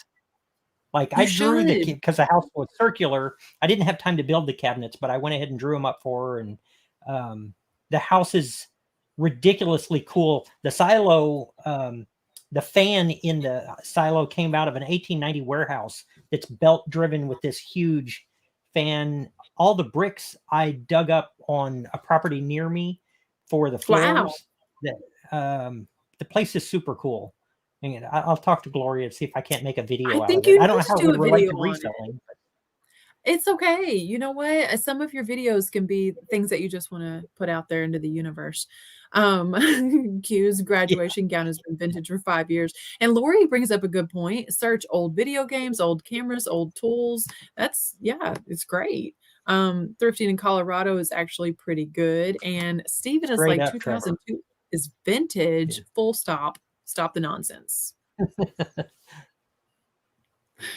Yep, 20 years, that's all it takes to be vintage. Yes, an old factory would be awesome. Yeah, I think so. That would be like my dream house. You know, we put up like a faux brick wall in our living room and kitchen area. You guys see it a lot in some of my videos. And, you know, I made it look like there was plaster and mortar and stuff kind of falling off the wall because I wanted it to look like an old factory. That's cool. Everything she got last night, she got in LA. I couldn't afford to drive around in LA. That place was really expensive. How about a reseller box swap where you trade other resellers? I don't want anyone else's stuff. That's where I would be disappointed because unless it was a box from you, Scott. Like, yeah, I feel sure. Like, and then I get a box of Walmart jeans. Whatever. I would not give you Walmart jeans. I thrift vintage like you do, but I would never be disappointed in a box from you. But no, like, I just don't know what to do. I want to capitalize on that, but I'm not sure how. I need to ask a capitalist. I travel in a van a lot. Well, not so much a van, more of a 44-foot coach, but same concept. It's not the same concept. Wow. I want to live in a converted school bus. Yeah, my son wants to live in a converted school bus. That would be so much fun. You're speaking from bad experience, though. I kept my home here and then also lived in a van, and then we always had our home to come home to. Is that if you have a home to come home to, it changes everything. Okay, so you're telling me to keep at least a tiny. Could you live in a tiny house, Scott? Oh yeah, no doubt. 500 square feet or less. Yes. Really, but you couldn't live in a van? No, because it's you don't have a place. You don't have a. I'm telling you, like my driving force is that fear of being homeless. I have no desire to go back there. This is why you're as good at everything you do as what you are, is you're like, never again. Wow. Yeah, I'm hoping to get the bricks. My whole life is driven by fear. Noelle, they're tearing the house down at the farm that you did live at. I'm hoping to get the bricks from my house at the farm when they tear it down. I didn't realize they were going to tear it down. My uncle built the fireplace 50 years ago. Wow. I watched a vintage clothing whatnot auction the other night. That was super cool. Have you watched any of the whatnot auctions, Scott? No, I downloaded the app and me too. That's as far as I got. It looked like it was just going to take an investment of time for me, and I just haven't done that. Listen, here's the deal. I downloaded it. Okay. And I thought, good night, Suze. I thought really hard about watching some of the auctions before I applied to be a seller. I went ahead and applied to be a seller anyway. I haven't heard back yet, and I've still not watched a single auction. So here's the deal. I'm not in a hurry for them to approve me because I don't even know what an auction truly looks like. I understand from the visual aids that people give me. It looks like Instagram auction. I don't even have anything. What would I sell on there? That was one of the things they wanted to know was send us a picture of what you're going to sell in the first one. I'm like, well, it depends on when you approve me. I might have listed this stuff and sold it by then.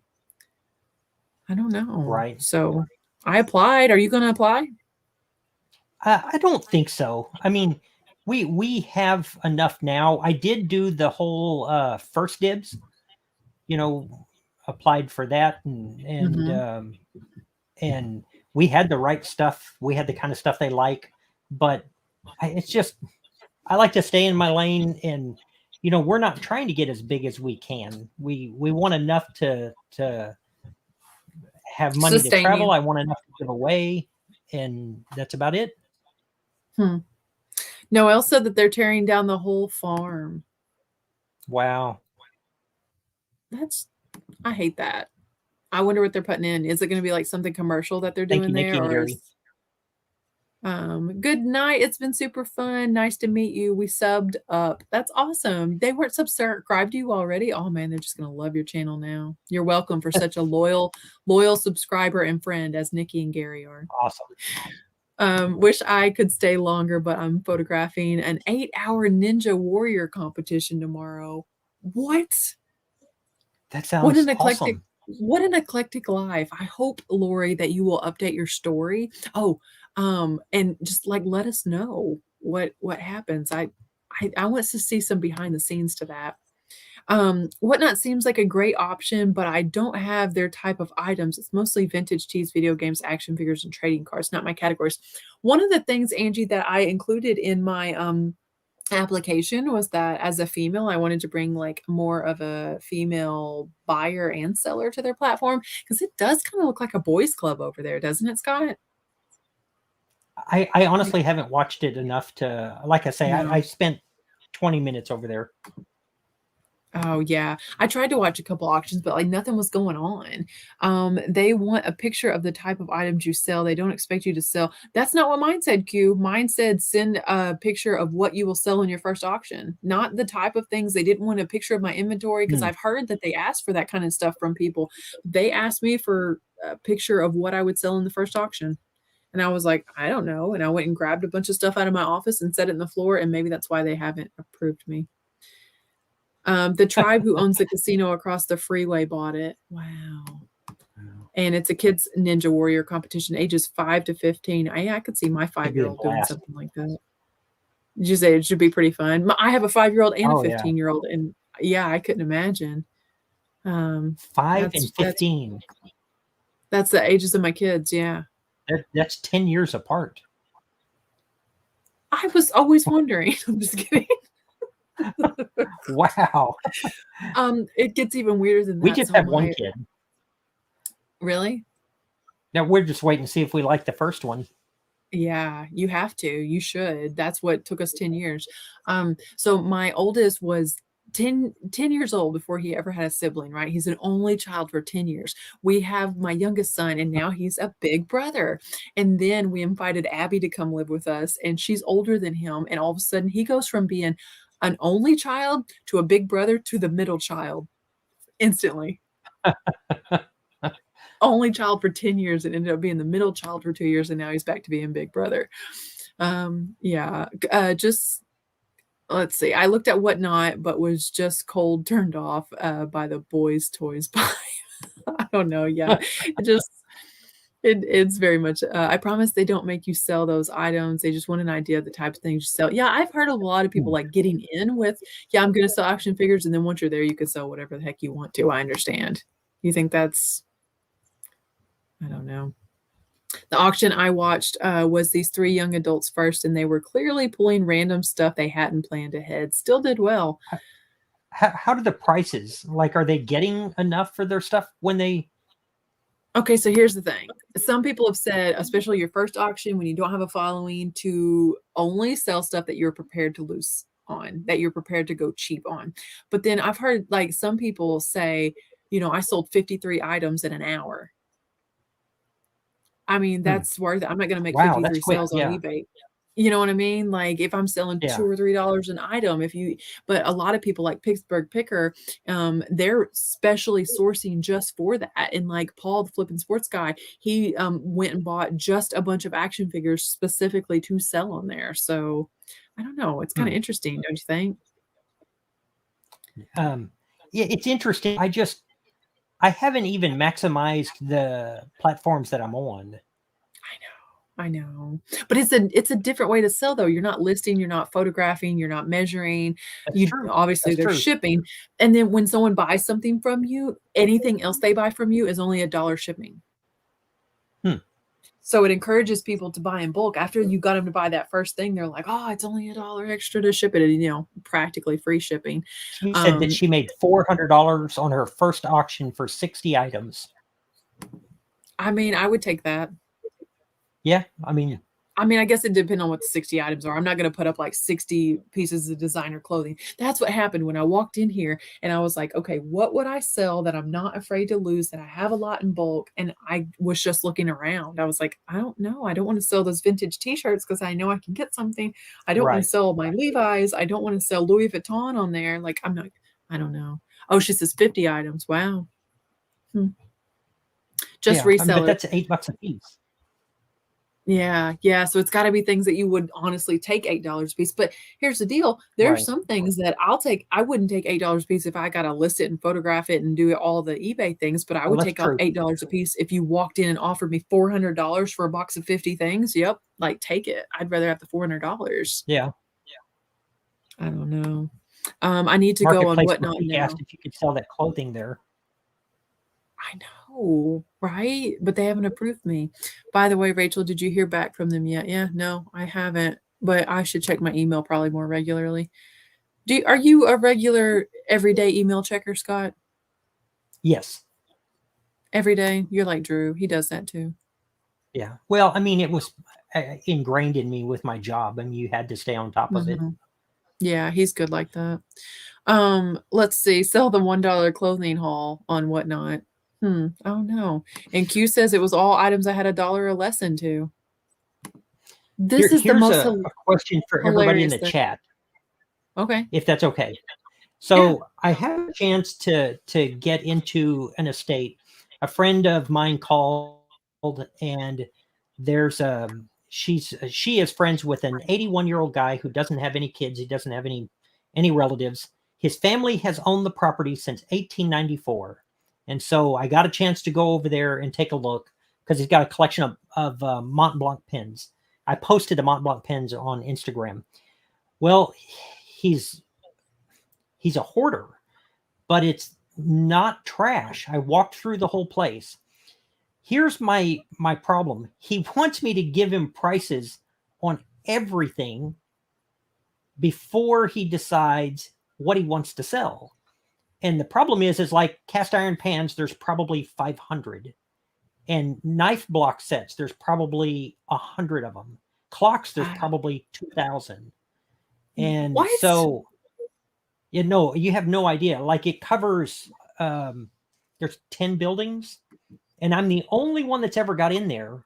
But how do he wants this to sell the stuff because he's like, I'm not leaving anybody anything. He goes, when I die, random people are going to show up and they're just going to have a garage sale. But he's also, because he's got that little bit of that hoarder mentality, he's afraid of letting go of things. And so he wants to, for the right price. I never have trouble talking to people to get them to, but I'm just not sure. I'm not sure what he needs. And I know I can't go through and give him prices on everything because I would spend the rest of my life doing that. Yeah, Trevor's right. If you could buy this stuff, like there's years worth of income out there. There's years worth of income. But I see all the comments. I want to help, but it would take the rest of my life to price his stuff. I would say so. And then like, I don't know. It always puts you between a rock and a hard place when you're trying to decide the price. I don't want to be the first one to name a price. And I mean, I aim at 10 times my money at a minimum. I'm really not interested in picking up stuff. If I can't make 10 times my money, there's just too many items in my area that I can make 10 times my money. So I don't fool with that stuff. Right. And then so if someone wants me to make them an offer on an item and I know I can sell it for $100 and I'm, do I tell you 10 right off the bat? And 10's probably going to insult you if you want $50 for it. Right. So I hate making the first offer. Having reach out to American Pickers or Pawn Stars. Well, the thing is though, most of his stuff is not quite that old. Most of it is 1950s or newer. So it's not, I mean, if there were jeans back around the turn of the century or something like that, it would obviously be a different deal. But there's so much, you can't hardly walk through the house. There's, like I say, half a dozen outbuildings that are full. And it's not trash, but there also wasn't, other than like the Mont Blanc pens, and there is a sign out there I want super bad. But other than a few things, there's not, I don't know. I'm going to talk to him again and just see. Well, I'll see. I'll They're saying that you should run, but I'm waiting for your video update on it for sure. For everybody that says they would run, how many of them would drive out there and look though? You would have to. You may never come across the opportunity again. Yeah. I don't know. I feel like I would be curious enough to try to at least figure something out. North Georgia Right. Flipper is here, and then Xenomorph, I think, am I saying Xeno right? Is here and says, "Hi, I'm the Antique Nomads moderator and partner in crime." And Scott, if you're not aware, the Antique Nomad is my competition in February on Dom Primetime Treasure Hunters Thrift Battle. So all of those pogs, all of the pogs that I was going to bring, we have to bring something else because he might have heard me say that. Now I'm just kidding. I'm not bringing pogs. I'm trying to throw out something that might be low value. I'm terrified about this thrift battle. I have no idea still what I'm bringing. And the Nomad probably has like all kinds of stuff already. Talking about traveling around while you thrift. Like, would you send me some stuff for the competition? Sure. What do you want? Yeah, and just all of the antique car dashes. I'm just kidding. Can you give the man a price on one building at a time? Okay, Patricia, that's actually a good question. So, like, he's got one building that is full of clocks. It's full of clocks and knives because, you know, that makes sense. But it's but I say full, like you can't. I walked in enough to get like out of the wind, but you can't walk through there. And a lot of the clocks, but they're not all high value. He said he'd like to sell it all at once, but at least on that day, he was like, but I want to know what all of it's worth first.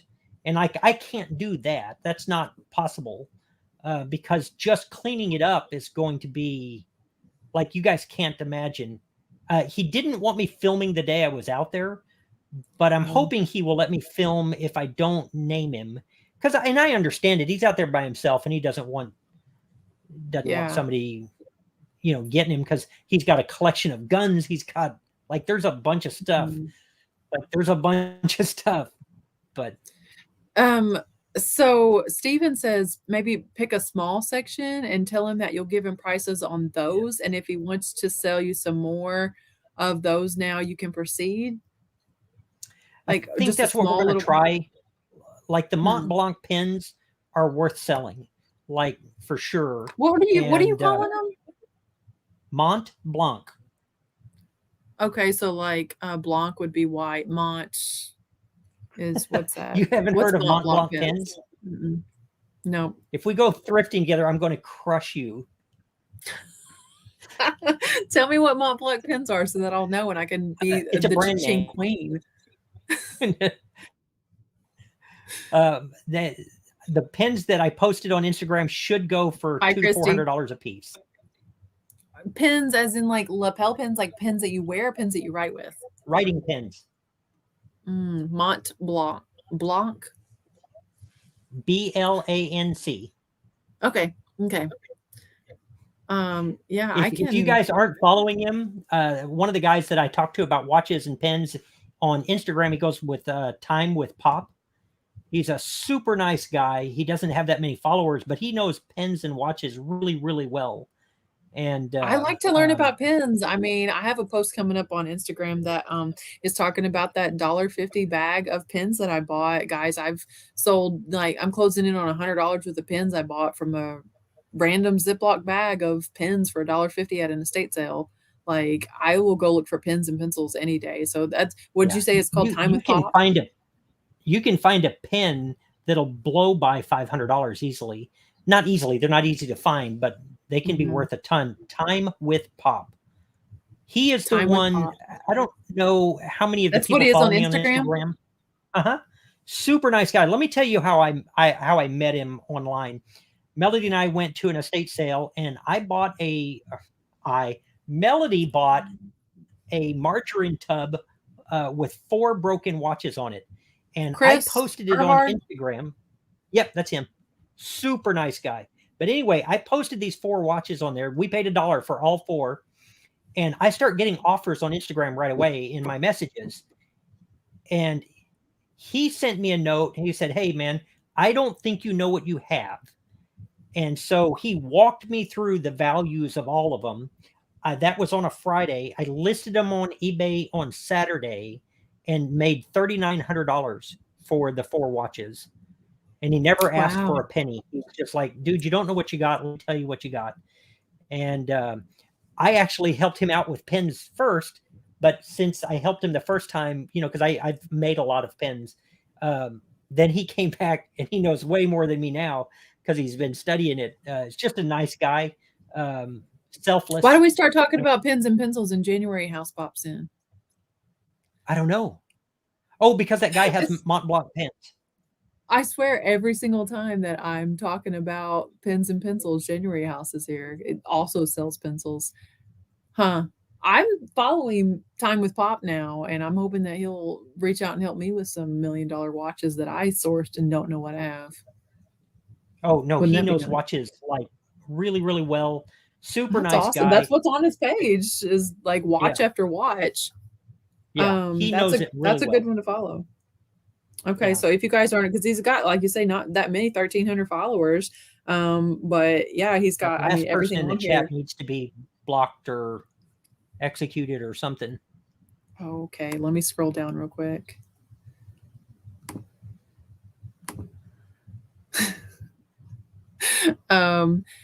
Mont Blanc pens aren't cheap. I saw Matthew Jones in here. I wanted to say hi because I don't see Matt in my live a lot. I don't think writing pens like a cross pen. Yeah, I have some cross pens like 18 karat gold, fill pens and stuff. Not like the gold fill ones aren't a whole lot, but I'm bound to determine I'll find like a $200 pen one day because I look for them. That's why I know that I'll find one, because when whole estates, when things were a finer quality, vintage items get cleared out and sent to the thrift store, and the last thing they're looking for any value is a pen or a tie tack. I was looking for my son a red tie, and I come across a burgundy one, and it had a tie tack on it, and I said, I bet you anything, and I pulled it off, and it was 10 karat gold. I put the tip back on there and went and bought the tie for $1. I mean, what else are you going to do, right? Girl said that I show no mercy. I think because I said I wanted the guy executed. I couldn't think of the right word. I think I meant blocked, but I mean, same thing, right? I blocked, but I forgot I wasn't wrenched on this channel. My moderator is sitting beside me, so Oh, there's another moderator. Execute. Yeah. Scott stumbled in here one night and I accidentally handed him a wrench and he refuses to give it back to me. So yeah, that's right. I like execute. Power. Oh man, I wander into channels all the time and Scott is always blue. It doesn't matter who it is. They have made you a moderator on their channel. That's hilarious. I think one of the biggest mistakes I made on YouTube is that, because I started in April and I didn't realize it had its own community. So like I didn't know there were live chats until you invited, or to eBay Addicts invited me to do one. I was like, I don't even know what you're talking about. And he said a live chat. And I'm like, and I didn't know, and now I recognize a lot of the names, a lot of the people. I had no idea. And it's not exactly the same community it is on Instagram. It's got its own. Yeah, there are people that that's why I was like, I got to get the thumbnail out and let everyone know that the live is starting late tonight. Is Rachel losing it? Am I? I think it was you. You froze up on my end. Oh, you're good. You're fine. But yeah, I was commenting on Instagram, letting everybody know that this live was going to be late. And I was like, oh, I have to get the thumbnail out with the time because there's a totally different group of people over on Instagram that I'm friends with than the people that I'm friends with over on YouTube. And, they might not get the memo if I just put it on Instagram. You laughing at Trevor saying he likes having friends in high places?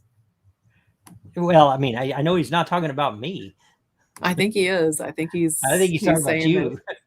I mean, you're a king. Self-appointed. I'm an Instagram dummy. I really need to step it up. Man, I check Instagram probably too many times a day. What's the social media that you find yourself wasting time on? And it's not a waste of time. I understand that. I just need to better.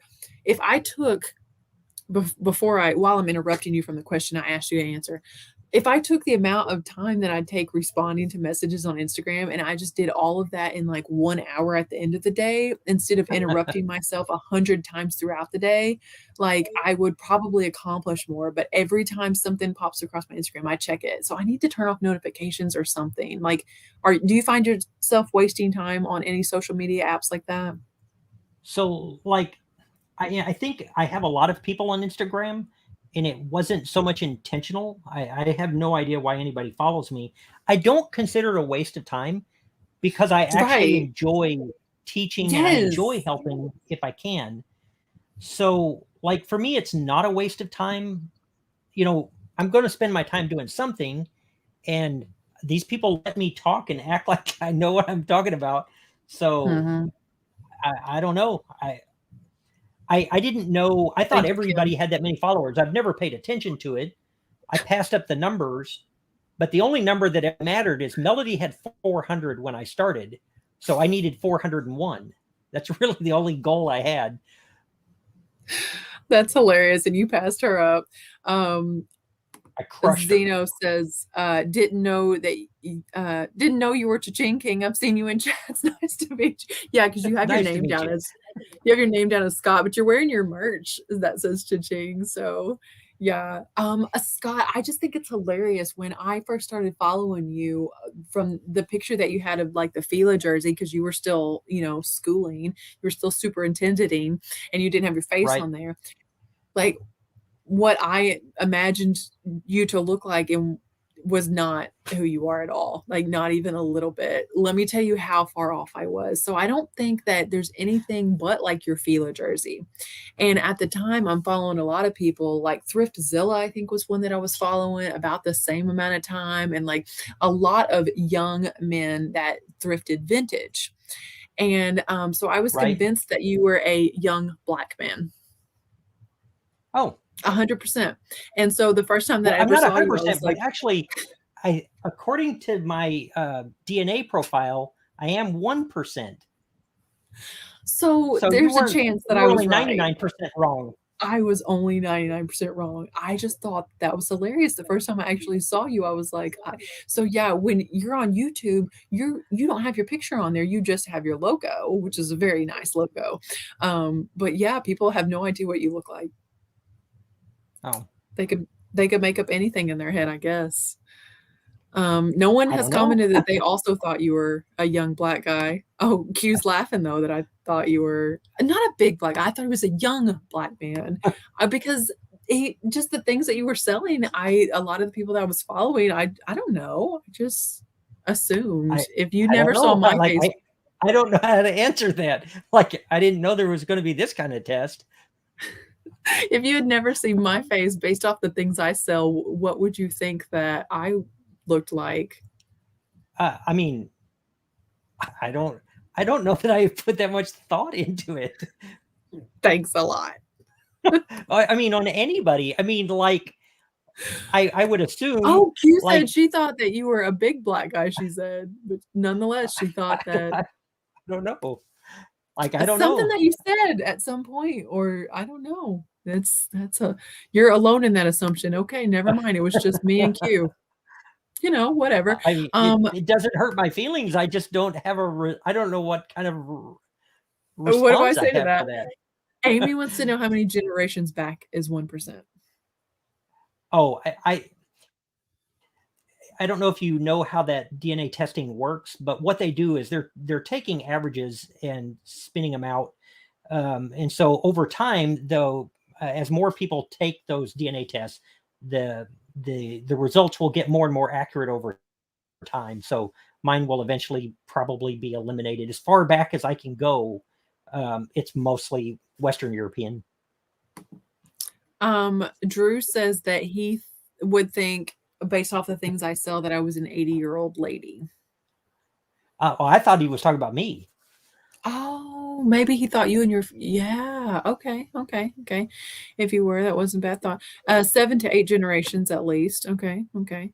Yeah. So that's interesting. I have something I feel bad about for one of the people in the chat.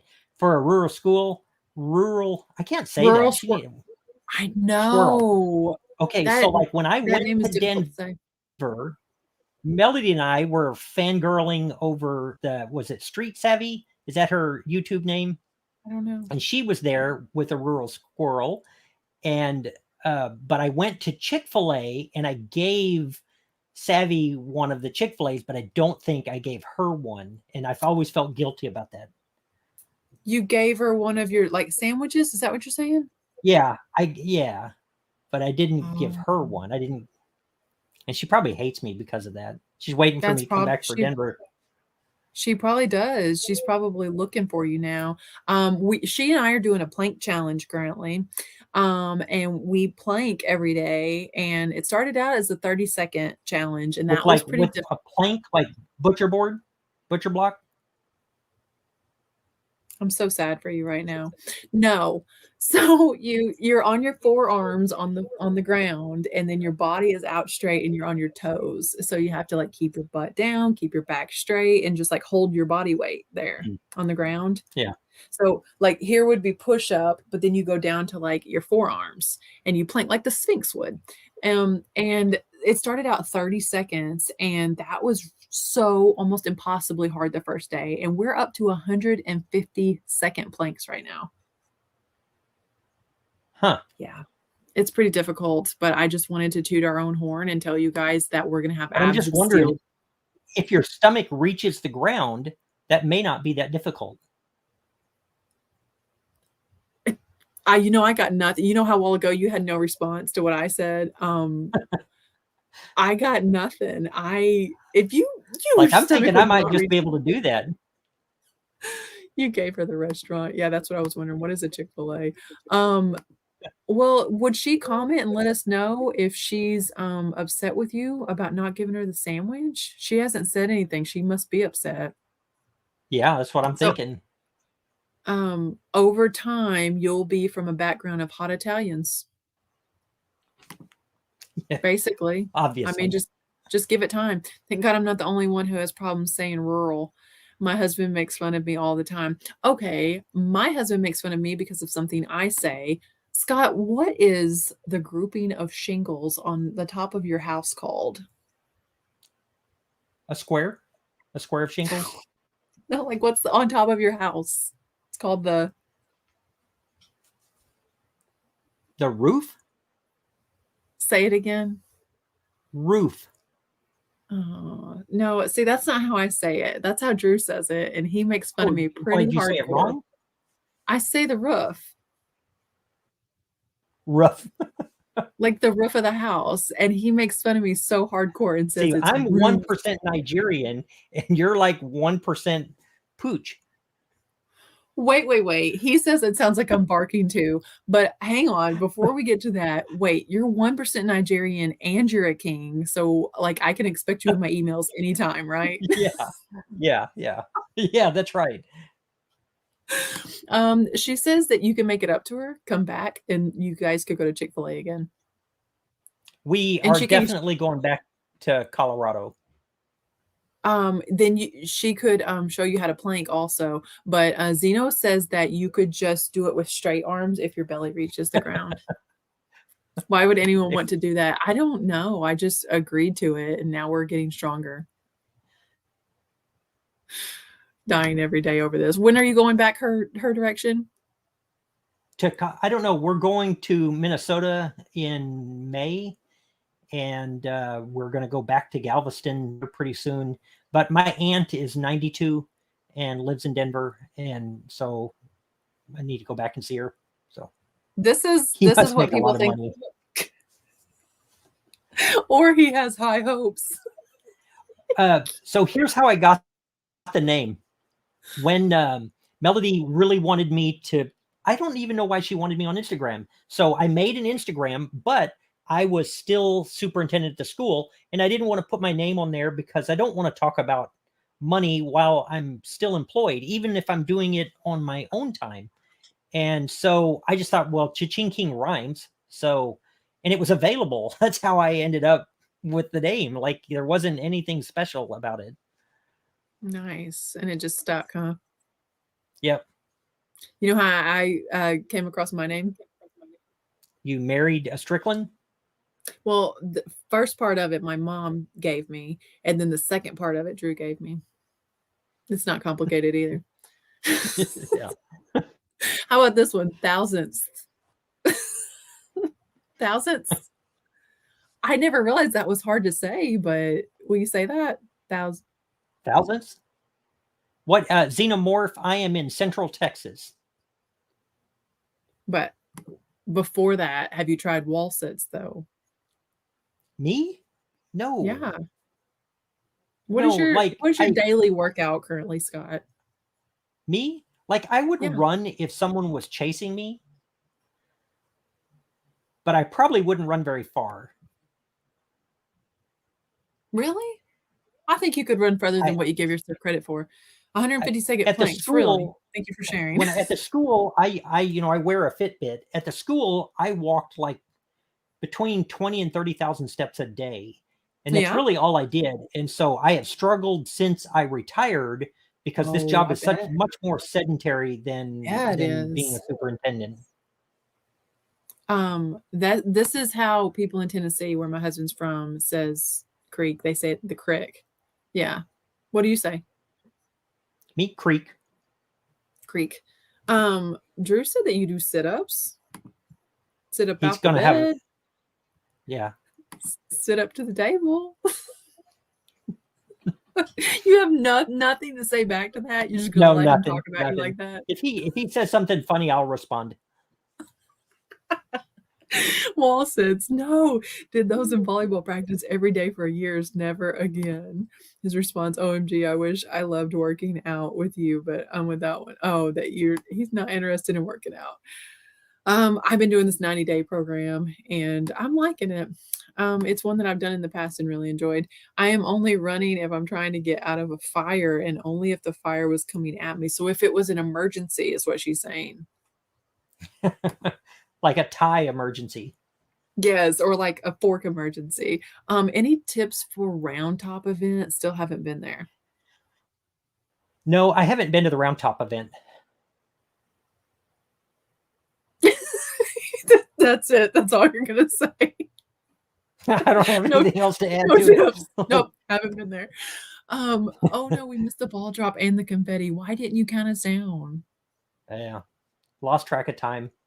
What were you doing on New Year's? In your chat now? How many people 49. Are watching? Wow, that's pretty 49. Good. They care about what we're saying. Listen, what were you doing on New Year's when the clock struck midnight? Well, we take care of Melody's parents. So Melody was in Temple. I was here by myself. Shane, my son, is here, but like we weren't doing anything. Like I guess waiting for the Mayan calendar to see if it was gonna kick back over or something. We were sitting there watching like, I don't know, old Alfred Hitchcock or something similar. And Drew goes to pour us glasses of champagne and walks over with it. And then by the time he hands it to us, we look at our clocks and it's like 12:01. What a fail. Somebody asked in the chat if we have discussed the good, the bad, and the ugly yet. Did we? Hi, Annie. We talked about the good. The opportunity for me to get to go to estate sales early. Yes, we talked about me getting in the thrift store to buy dollar items. Yeah. Tell us something terrible that happened in reselling so that we can learn from it. I don't know that you mean like recently. Hi, Fatbird. Yeah, recently. Something bad happened to you this week. It's just been slow for us. We took off a great deal of time at Christmas and we took off a lot of time last week. And, there's the effect of that is that things are slower and it just takes a while to pick back up. But for us, it's not a bad thing. I mean, we knew that was going to happen. Mm-hmm. Drew has a point. He was the bad and ugly. Oh, that's right. Yeah. I mean, pretty much every week, but yeah. Nice. That was ugly though, that he didn't get a sale out of that. The ugly is always something that didn't result in a sale. Yeah. Have you had many returns lately? Don't ask me that. Dadgummit. Like I haven't had a return since November. Really? Nice. No. You don't get a whole lot of returns though. I feel like when you sell random Mexican paper mache, people don't return it a lot. They know what they're buying. Somebody has to really want a random Mexican paper mache lamp before they buy it. Yep. Annie, we're glad that you're here. You missed the random Mexican lamps. Would you show them to Annie? She might be interested in those. By the way, it's if you weren't paying attention, I think it's a wedding couple. Oh, that's so sweet. I like them so much. How much do you think you'll sell those for? Have you priced them yet? I think that the set will probably go for maybe 300, somewhere in that range. Wow. Because they have an artist signature on them, so that helps a lot. And I'm able to look him up. So yeah, I am just online. I don't do any in person. Like I don't have a booth or anything like that. Do you have anything like that, Scott? You don't, right? I wasn't listening to you. That's okay. Most people don't. You don't have any in-person locations, do you? You're just online, right? No, I actually tried a booth, but I tried it in a town called Hubbard, which is near here. And like there's nobody there. And so like I'd never sold anything. So oh yeah, that's right. All your stuff is free. If I'm not gonna sell it online, I give it away. Yeah, I mean, I guess what else are you going to do? I try not to ever get rid of stale inventory that or bad buys because I feel like it's my punishment to have to sell it. And then I'm like, yeah, you won't be picking up those football. What were they called? Your life is football? going to suck living in a van if you keep that same attitude. I know. We're going to have to live in a van and haul, like drag a U-Haul behind us. I think that it he's always listening to you. They're all laughing at you. They think you're funny. Yeah, there's something wrong with it. Nobody thought I was funny the first couple of years we were married. Yeah, Drew. I was eating, that's why I didn't come down. I thought I smelled vegetarian chicken up there. Is that what you made? I was eating. Okay, wait. What is a vegetarian chicken? Most chickens don't eat other chickens or any meat products. Yeah, it's a chicken that doesn't eat other chickens. And then we're thusly allowed to eat it. I'm kidding. Like soy product chicken. It's not really a chicken that didn't eat meat. I can't tell if chickens you're are vicious animals and they will absolutely eat each other if one starts bleeding.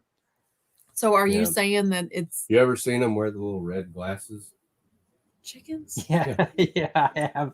We had chickens when I was a kid for a little while. And like she doesn't know what I'm even talking about. Yeah. Woo, and she needs to know. If you found them, you would want to sell them. Drew just smells like a vegetarian chicken. Yeah, what does a vegetarian chicken smell like? You didn't like what? So it's soy based. Yeah, soy based stuff. We had a new brand the other day that was so good. It was weird texture, wasn't it? It was very similar to. It was like grilled chicken. No, this was similar to actual chicken. Like it was very meaty texture. It's kind of weird. Were both of you vegans when you met, or was this like a? Well, she was vegetarian. Of marriage, First of all, thank you, a rural squirrel, for the $10 morning donuts. I really appreciate you very, very much. Wait, are those donuts to help? She said with the plank challenge to justify all the planks. To like help you go down. Listen, give you something to reach for. I have not had meat. Scott, are you listening to me?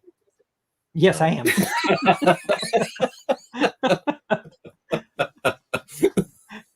I could tell. You lost me. I haven't had meat since. I haven't had meat since I was like 12. So 24 years. And Drew has only recently became vegan like almost 2 years ago, a year and a half ago. Yeah, it was a year in September. And somebody go get them. Yeah, I went. I quit eating dairy in March, I think, of 2020. Lindsay said, and then they only eat each other because chickens are delicious. What are the red glasses? Will you guys tell me what you're talking about? Well, he raised chickens. I'll let him tell you. Oh, we didn't raise chickens. We had chickens. All our chickens died like all at once. And there was like 2 left and they committed suicide. So like, I'm not the person to talk to about raising chickens. Because you made them wear these ugly red glasses? What are the red glasses? But I the remember ugly red glasses keep them from pecking each other to death because then they don't see the blood. They like to see the blood? They don't like it. They just react to it. Like the angry bull. Chickens are vicious. I didn't realize that. Did you ever watch Jurassic Park? No, you remember those velociraptors running around? Vegetarian, if they had feathers on them, they'd be like chickens. Wow, they're just too small to really like attack mankind much. I always heard that a chicken was like a descendant of the T-Rex. Is that true? I wasn't there. Like, I'm not that old. Sneaking occasional cheeseburger. This is hilarious. Wait, but you never answered the question. So, like, no, you haven't had any real food since you were 12. But what about Drew? Yeah, he's been vegan for like 2 years. About a year and a half. Yeah, like a year and a half, something like that. Yeah. Real food, really? Just decided to. My niece actually in the chat earlier, Ella, she's a vegetarian. I still like her. She's a vegetarian. The middle school principal here in town, he recommended a documentary to me to watch, and I actually made the decision on my own. Everybody thinks Rachel swayed me, but I was making him plenty of steaks steak when he wanted whenever them. Oh yeah. I didn't quit eating it because I didn't like it, Chickens are ruthless. Eating them is mercy. Wow, I had no idea. Squirrels and chickens. This conversation. I can't we raised a cat here until recently. We don't eat as much meat anymore, and Melody would like to be vegetarian. She just isn't.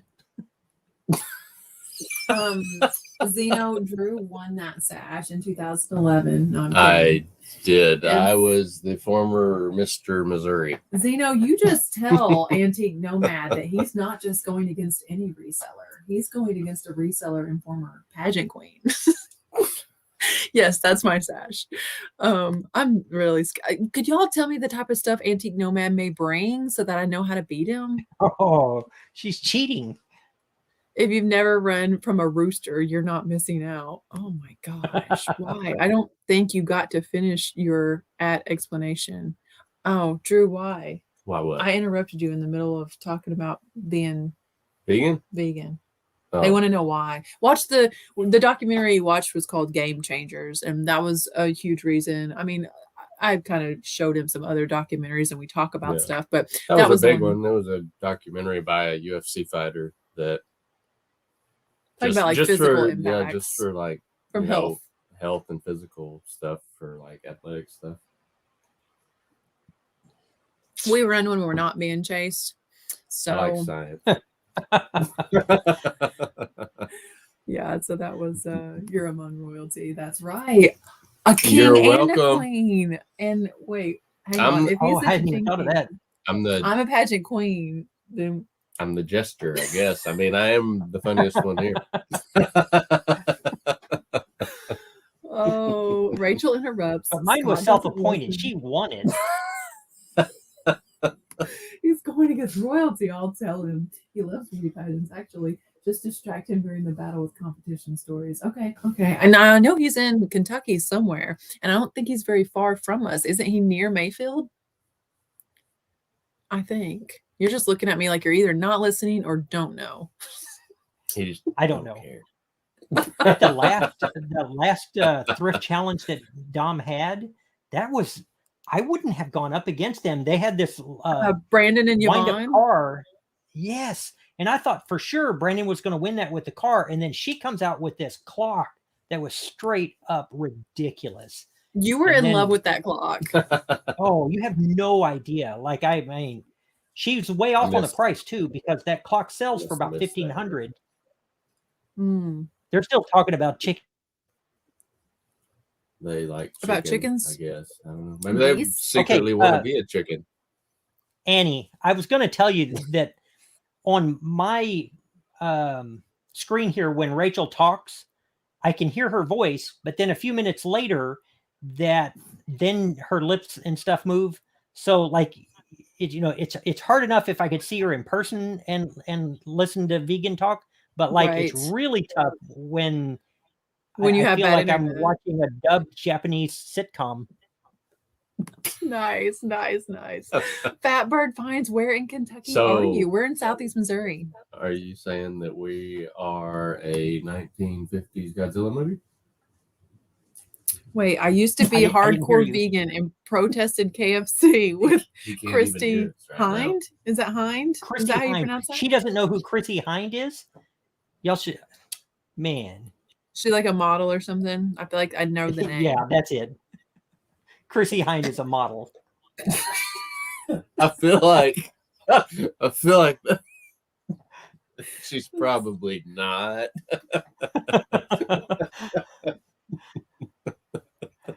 She's got her phone out. Who is Chrissy Hind? I've never heard the name. So here's something funny. You know, I taught elementary school, and I don't know, how old are you, Drew?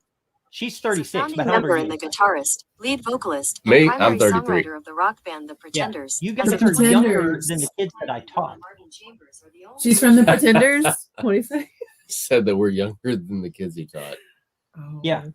I was born in 85. She was Chrissy Hind was born in 51, and it was the lead guitarist in the Pretenders. So if you found a Pretenders t-shirt, that would be my parents Rock know Solid. who that is. That would be Rock Solid. Is that what you said? Oh yeah, a Pretenders t-shirt. Look it up on eBay right now and sort by highest. See if somebody's got a real one. So she's older than today. So she's older than my dad. Ricochet Vintage Finds, I'm glad that you're here. I'm going to search. Let's see if I sold anything while we've been on here. I sold a lot of pencils. Was it somebody in the chat? Not unless Genghis is in the chat. The buyer's name is Genghis. Okay, there's 16 pencils. Scott, if you name the price and get it right, then I'll shout you out to all my friends. $28.35. That's how much. I'll shout you out to everybody that knows not who you are. How about $36.90 plus $5 shipping? Man, look at you. So while we were on, Melody has been ordering shirts from Life is Good. What'd you say? I said, Melody's downstairs ordering stuff. I'm not making any money talking to you. It's costing me money. Dang. Did she order anything good? Yeah. She get us anything? Life is Good t-shirts. Wait, a small town in Western Kentucky? He stays with me. Yeah. I swear he's not far from me at all. I say that he and I go together and thrift stuff and bring that stuff to the thrift battle. Yeah, he's not far from us, I don't think. $39.99, $135. You guys had a lot of faith in me. I'm about an hour east of Paducah, in one of the towns the tornado went through. Okay, so Zeno, we're in Dexter, if you know where Dexter is. If you're an hour east of Paducah, that would be like... Are you near close to Louisville? No, I don't think he's that far east. I've never been in that big of a pinch to write down anything. Oh, I need those pencils? How far are you from Cape? We're an hour south of Cape. Who chewed them? Yeah, I don't know, Jessica. Probably the same people that are in the pictures that I sell, the random photos of people. Let me tell you what made people upset. Okay, I sell pictures all the time. Have you ever sold a painting of a child? Yes. Ever sold a painting that a child was in? An old black and white photo that a child was in? It happens all the time. You sell old photos, you sell pictures or paintings of children. But when I sold a picture, like a school picture of a child from the 70s, people on Instagram chewed me up about it. Really? They got up in arms and said it was basically like, well, I want to keep this video monetized if I can, but that someone buying it could have ill intent. Yes, that someone could have ill intent buying a picture of a child. And I'm like, but they might not. It was just odd to me because if I had a picture of a child from the 1920s, a baby or a child, and it's in black and white and they're in like 1920s garb, that's cool to sell. But the fact that the kid was in the 70s and the picture was in color, it's like it wasn't that far removed and it became more personal. I don't know that it would have occurred to me. People were upset that I sold the picture of this kid. And I was like, I think people buy pictures for a lot of different reasons. So Fatbird Finds is in Paducah. That's awesome. We're only an hour and a half from you then. We go to Paducah sometimes. I go to some estate sales over in Paducah. The millionaire estate sale that I went to was in Paducah all the time. But she won't tell you when the next one is. Or competition. No, I don't. But let me tell you, Fatbird Finds, I have 2 videos on my channel called The Millionaire Estate Sale, and that stuff came from Hi, Paducah. Rachel. I'm in Poplar I Bluff. have never met Trevor in person in Street Market, but I am cut from the same cloth. Read his comment about the pencil he loaned a girl. I lent a pencil to a girl in grade school, and she ate the eraser. No, but I get it. I get it. I loaned a kid named, and truly, this kid's name, and if he's watching, I still want it. I loaned in the 4th grade, I loaned a kid whose name was Harley Davidson a quarter, and I never got it. And He so started a Davidson? bike shop. He started a bike shop. Yeah, that was so man, you're if that it was old? the same kid, he owes me a lot more than a quarter. Wait, You you're never got your so quarter you're older back? than Harley Davidson? No, not the original one. Yeah. I don't know. I don't know what they'd say about that. Hang on a second. Stop the presses. Rhonda says she's in Poplar Bluff, and I'm excited about this because that's like 30 minutes from us, and no one. Yeah. You must be near Sykeston in the roll tossing. I'm 17 miles from Sykeston, Zeno. So yeah, we don't go to Lambert's though because they're not really vegan friendly. Rhonda Send you a should have said, picture. I'm Yeah, in well, they will Poplar throw a Bluff roll and at getting you. closer. Getting closer. Dun, dun, dun. I'll send you a picture of me from the early 60s and you can sell it, Rachel. Okay, that'd be awesome. Yeah. And then people can yell at me for it. Poplar Bluff, that's where the butcher block lady came from today. Scott, what types of stuff have you ever sold that people were not happy that you sold it? That people weren't happy that I sold it? Yeah, yeah. Have you ever sold anything people like you shouldn't have sold that, or that was wrong? Or no, you know, when I first got on eBay, that was back in the late 90s. I sold lumber. Like I have a lumber mill, and I would cut the mesquite down and mill lumber. And Melody found out one time that I cut some of the mesquite trees down, that they weren't already bulldozed, and she just burst into tears because I was killing them. You monster. that's terrible. So, she's pretty soft-hearted. Yeah, I mean, I'm for the animals, but she doesn't want you to hurt those poor trees. You made North Georgia Flipper feel younger in the fact that you knew Harley Davidson when he was a kid. Yeah, and thanks. this is the one that just got me so tickled.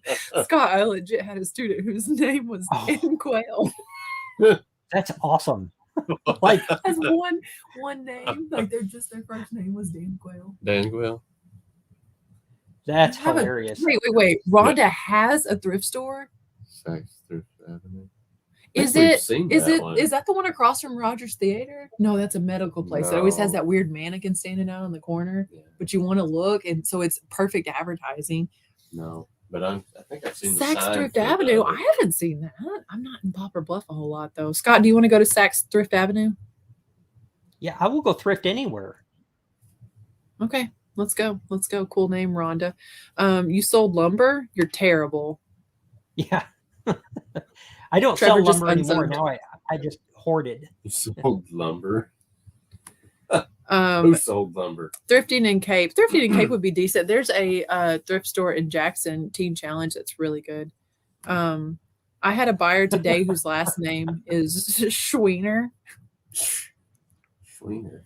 I mean, my buyer of those pencils just now, his name is Genghis. That's a modern day name. Genghis? Yeah, lots of Pokemon. Probably a descendant. Lots of Pokemon. The name, in that one. yeah. Maybe they're Japanese. Genghis. Interesting. Do you Google the names of the people that buy your stuff if they have a weird name? Not at all. My mom used to work at an orthodontist, said that she had a girl named Lamangelo. That's interesting. I do Google the names of people. Yeah, it's spelled lemon jello. I Google the names of people that are in LA. If they buy my stuff and it says like it's a set design or something, or if it's just in Los Angeles for some reason, and because I think that they must have more interesting stories. Have you ever done that? No, Melody does all the time. I'm sorry, I had to cough. You acted like you were waiting on me. I feel like I need to try to think back to my childhood. You're coughing now. Famous people names. We'll do it. Yeah, Melody Googles the names if they have an interesting address or an interesting name. Just Google everybody. You read this one, Scott. Yeah, I'm gonna pass.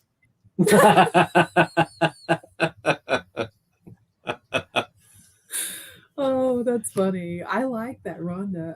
I've always wanted to own a thrift store. I would never want to own a thrift store. Could you see yourself doing that?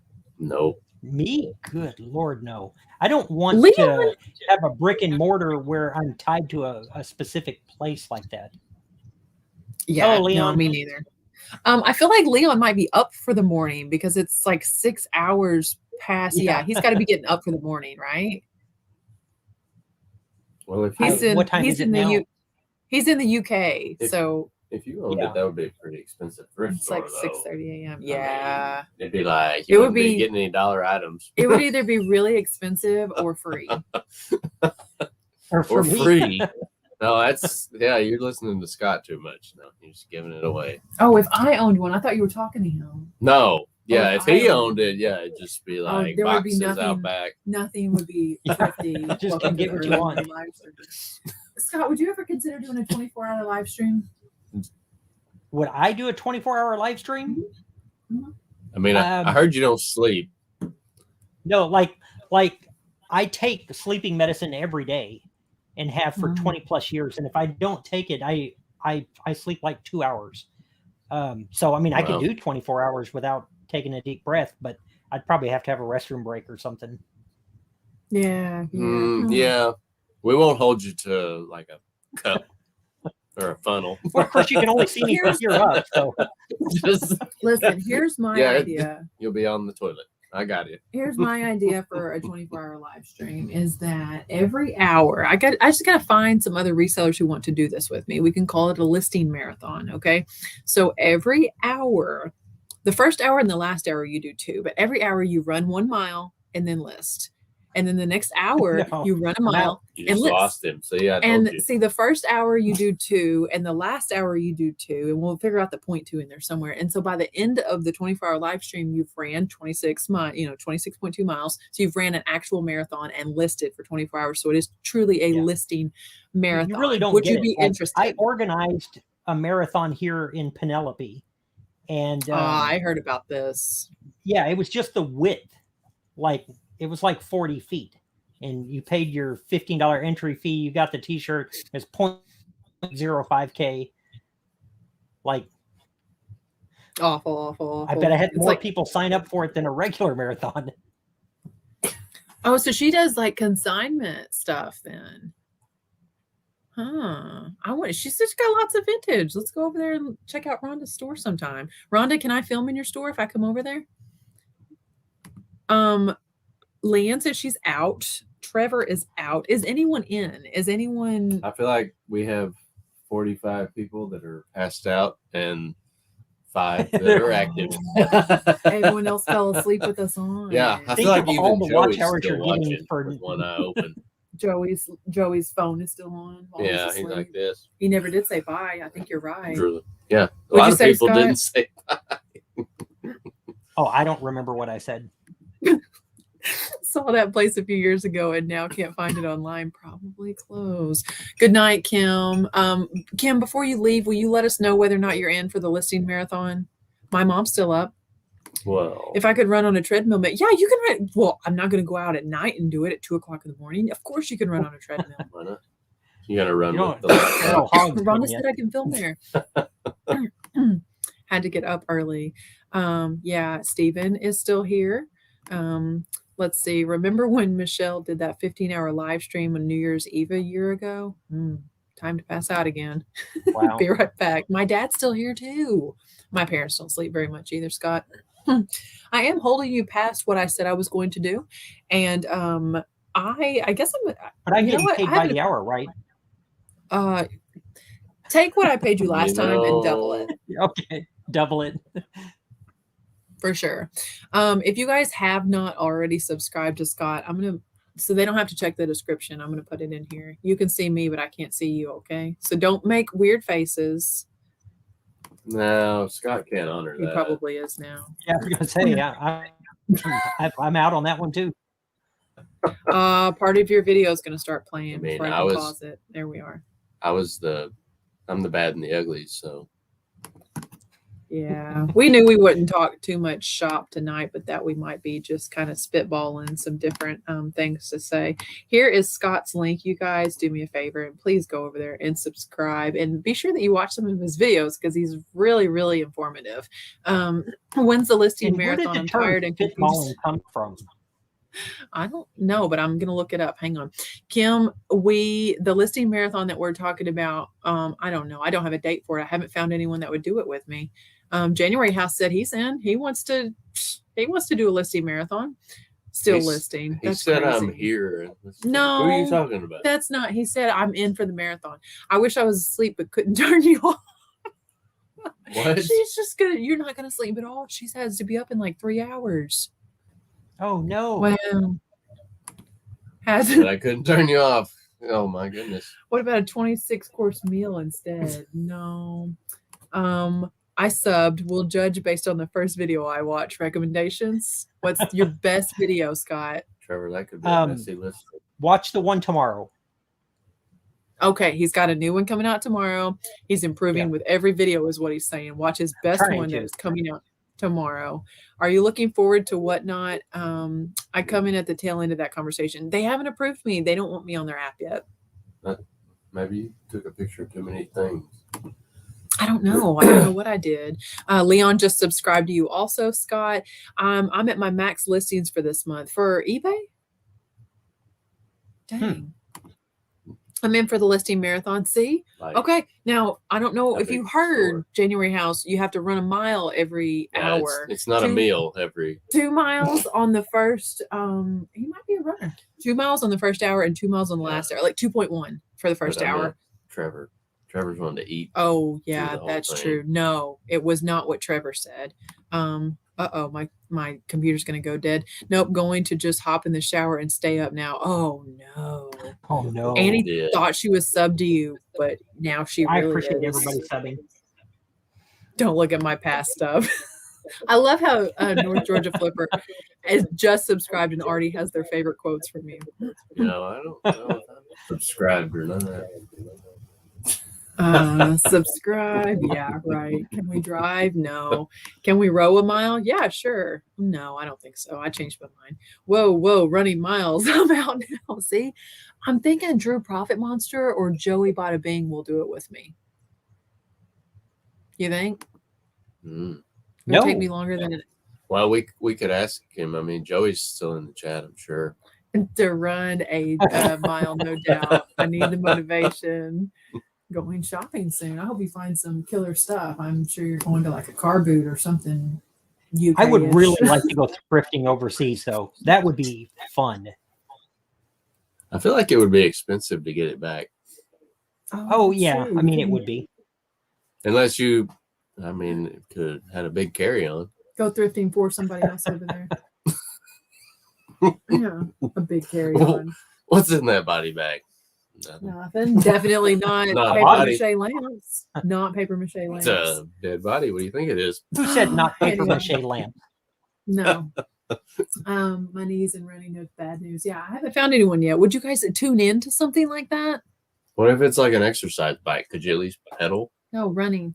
Would you tune into something like that, Scott, for any duration? No. What if they swam? I wouldn't watch that. Not everyone's not running at the same time. One person's running, the other like 2 people or whatever are listing, and like they're not doing running at the same time. Yeah. Let me think about it. No, I'm not doing that. Yeah, you take a picture of your shoes while you're going down the road to sell them. Is listing laying on the floor okay? Running is not my favorite activity, but I'm totally in support. Yeah, I mean lay on the floor. Sure. Started running, I shut that off. Like I just don't know if I want to watch that. I thought at least one person would be like, I will try, Rachel, but I'm seeing that no one is interested in this.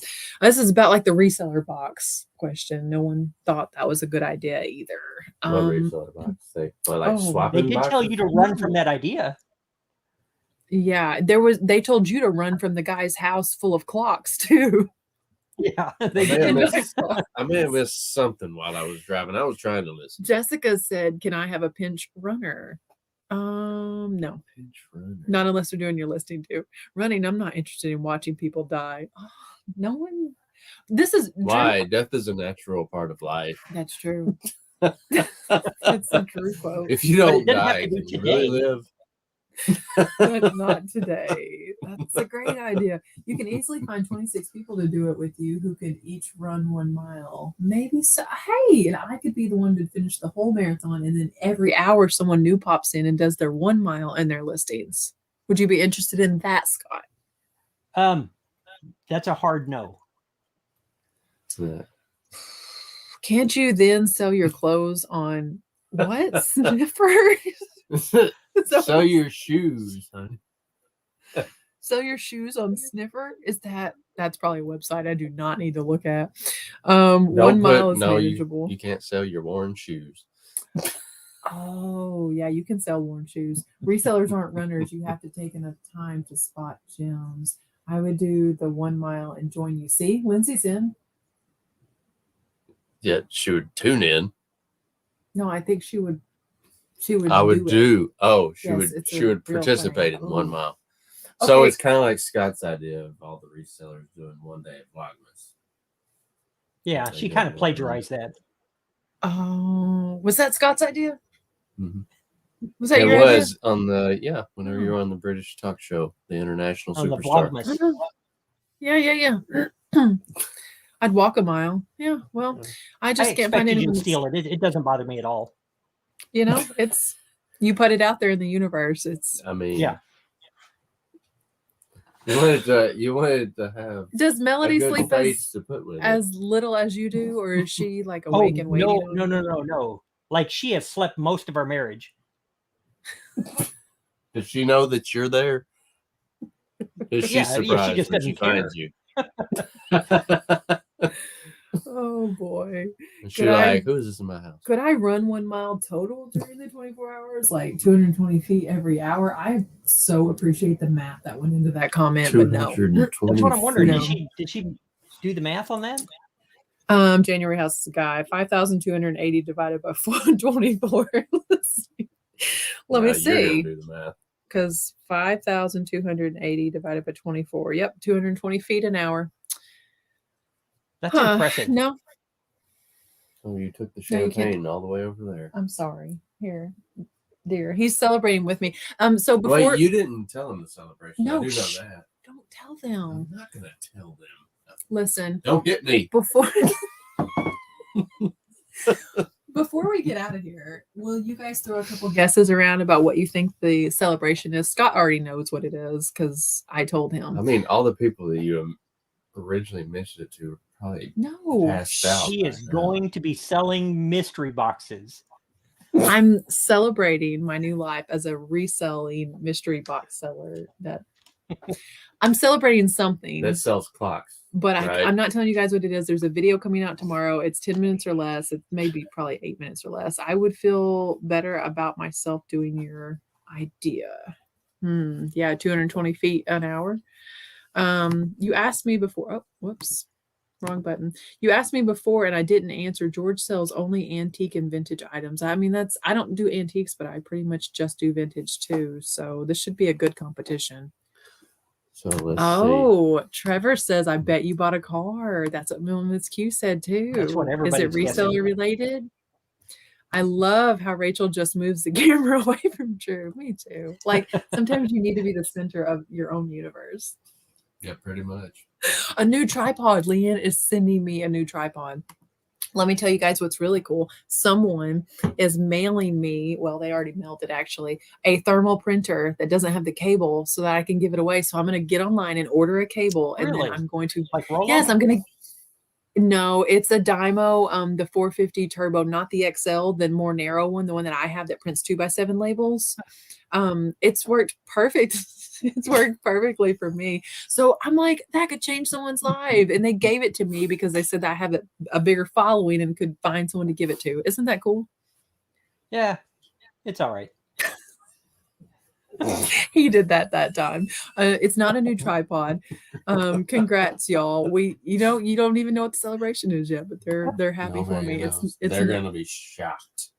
Maybe they have no idea what it's gonna be. They probably don't. Yeah, but anyway. Well, Scott, these people hung out with us for 2 minutes or 2 hours and 42 minutes. Too long. Not all of I them. know. We should let them go to bed. They're saying, wow, that's awesome. I didn't share any news. That's amazing. About the thermal printer. Oh, that's cool. That's not what Trevor said I need to draw a picture on my head. No one has drawn a better picture on their head. I've already won. Wait, was it? That's true. What was his? Was his the phone? His was that shirt with the pointy collar, and Melanie won it. Yeah. Oh, that was the only time Trevor didn't win. I'm not. Will you? Okay, so Annie is asking if our news is a new baby, and see, I'm drinking champagne to celebrate, so no. That is going to be a hard no.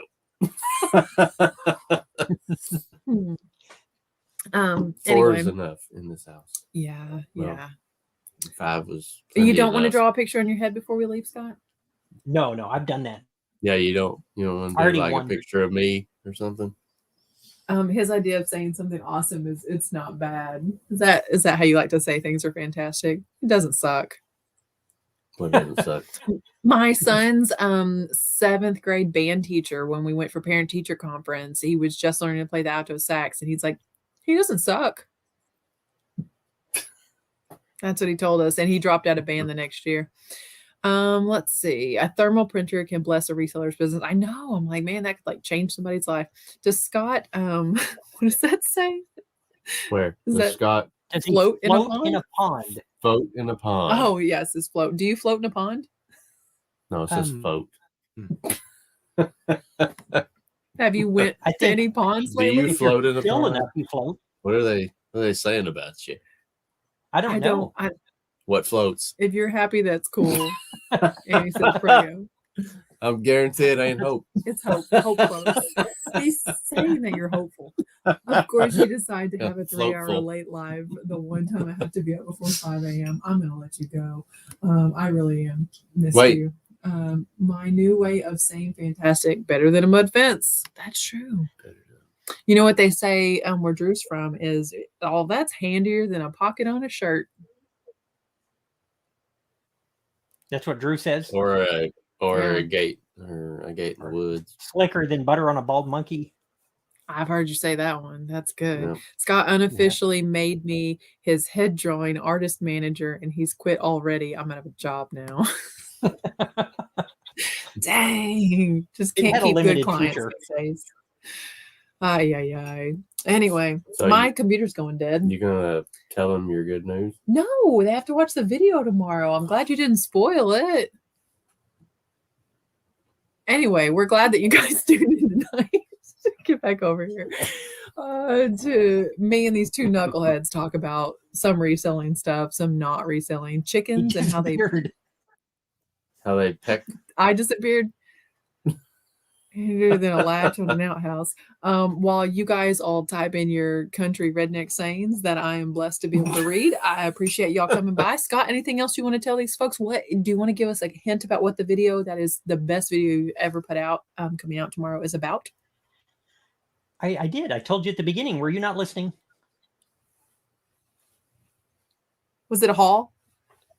It was the real estate lady asking me if I would come to their estate sale early and what I would charge for that. I didn't realize that you said that you made a video about it. Yeah, that's the video tomorrow. Like, you don't even have to watch it now. I probably wasn't listening. Okay, I'll watch it tomorrow. Anyway, is that what you're going to say? I cannot. Yes, I was going to watch it. I cannot wait to see the editing in it. And I thank all of you guys in the chat for being here. God bless you guys. Q, you better close your eyes for at least a couple hours. Thank you, guys. Bye, guys. Tell them bye, Drew. Bye, Drew. No, tell them bye. Hey, bye.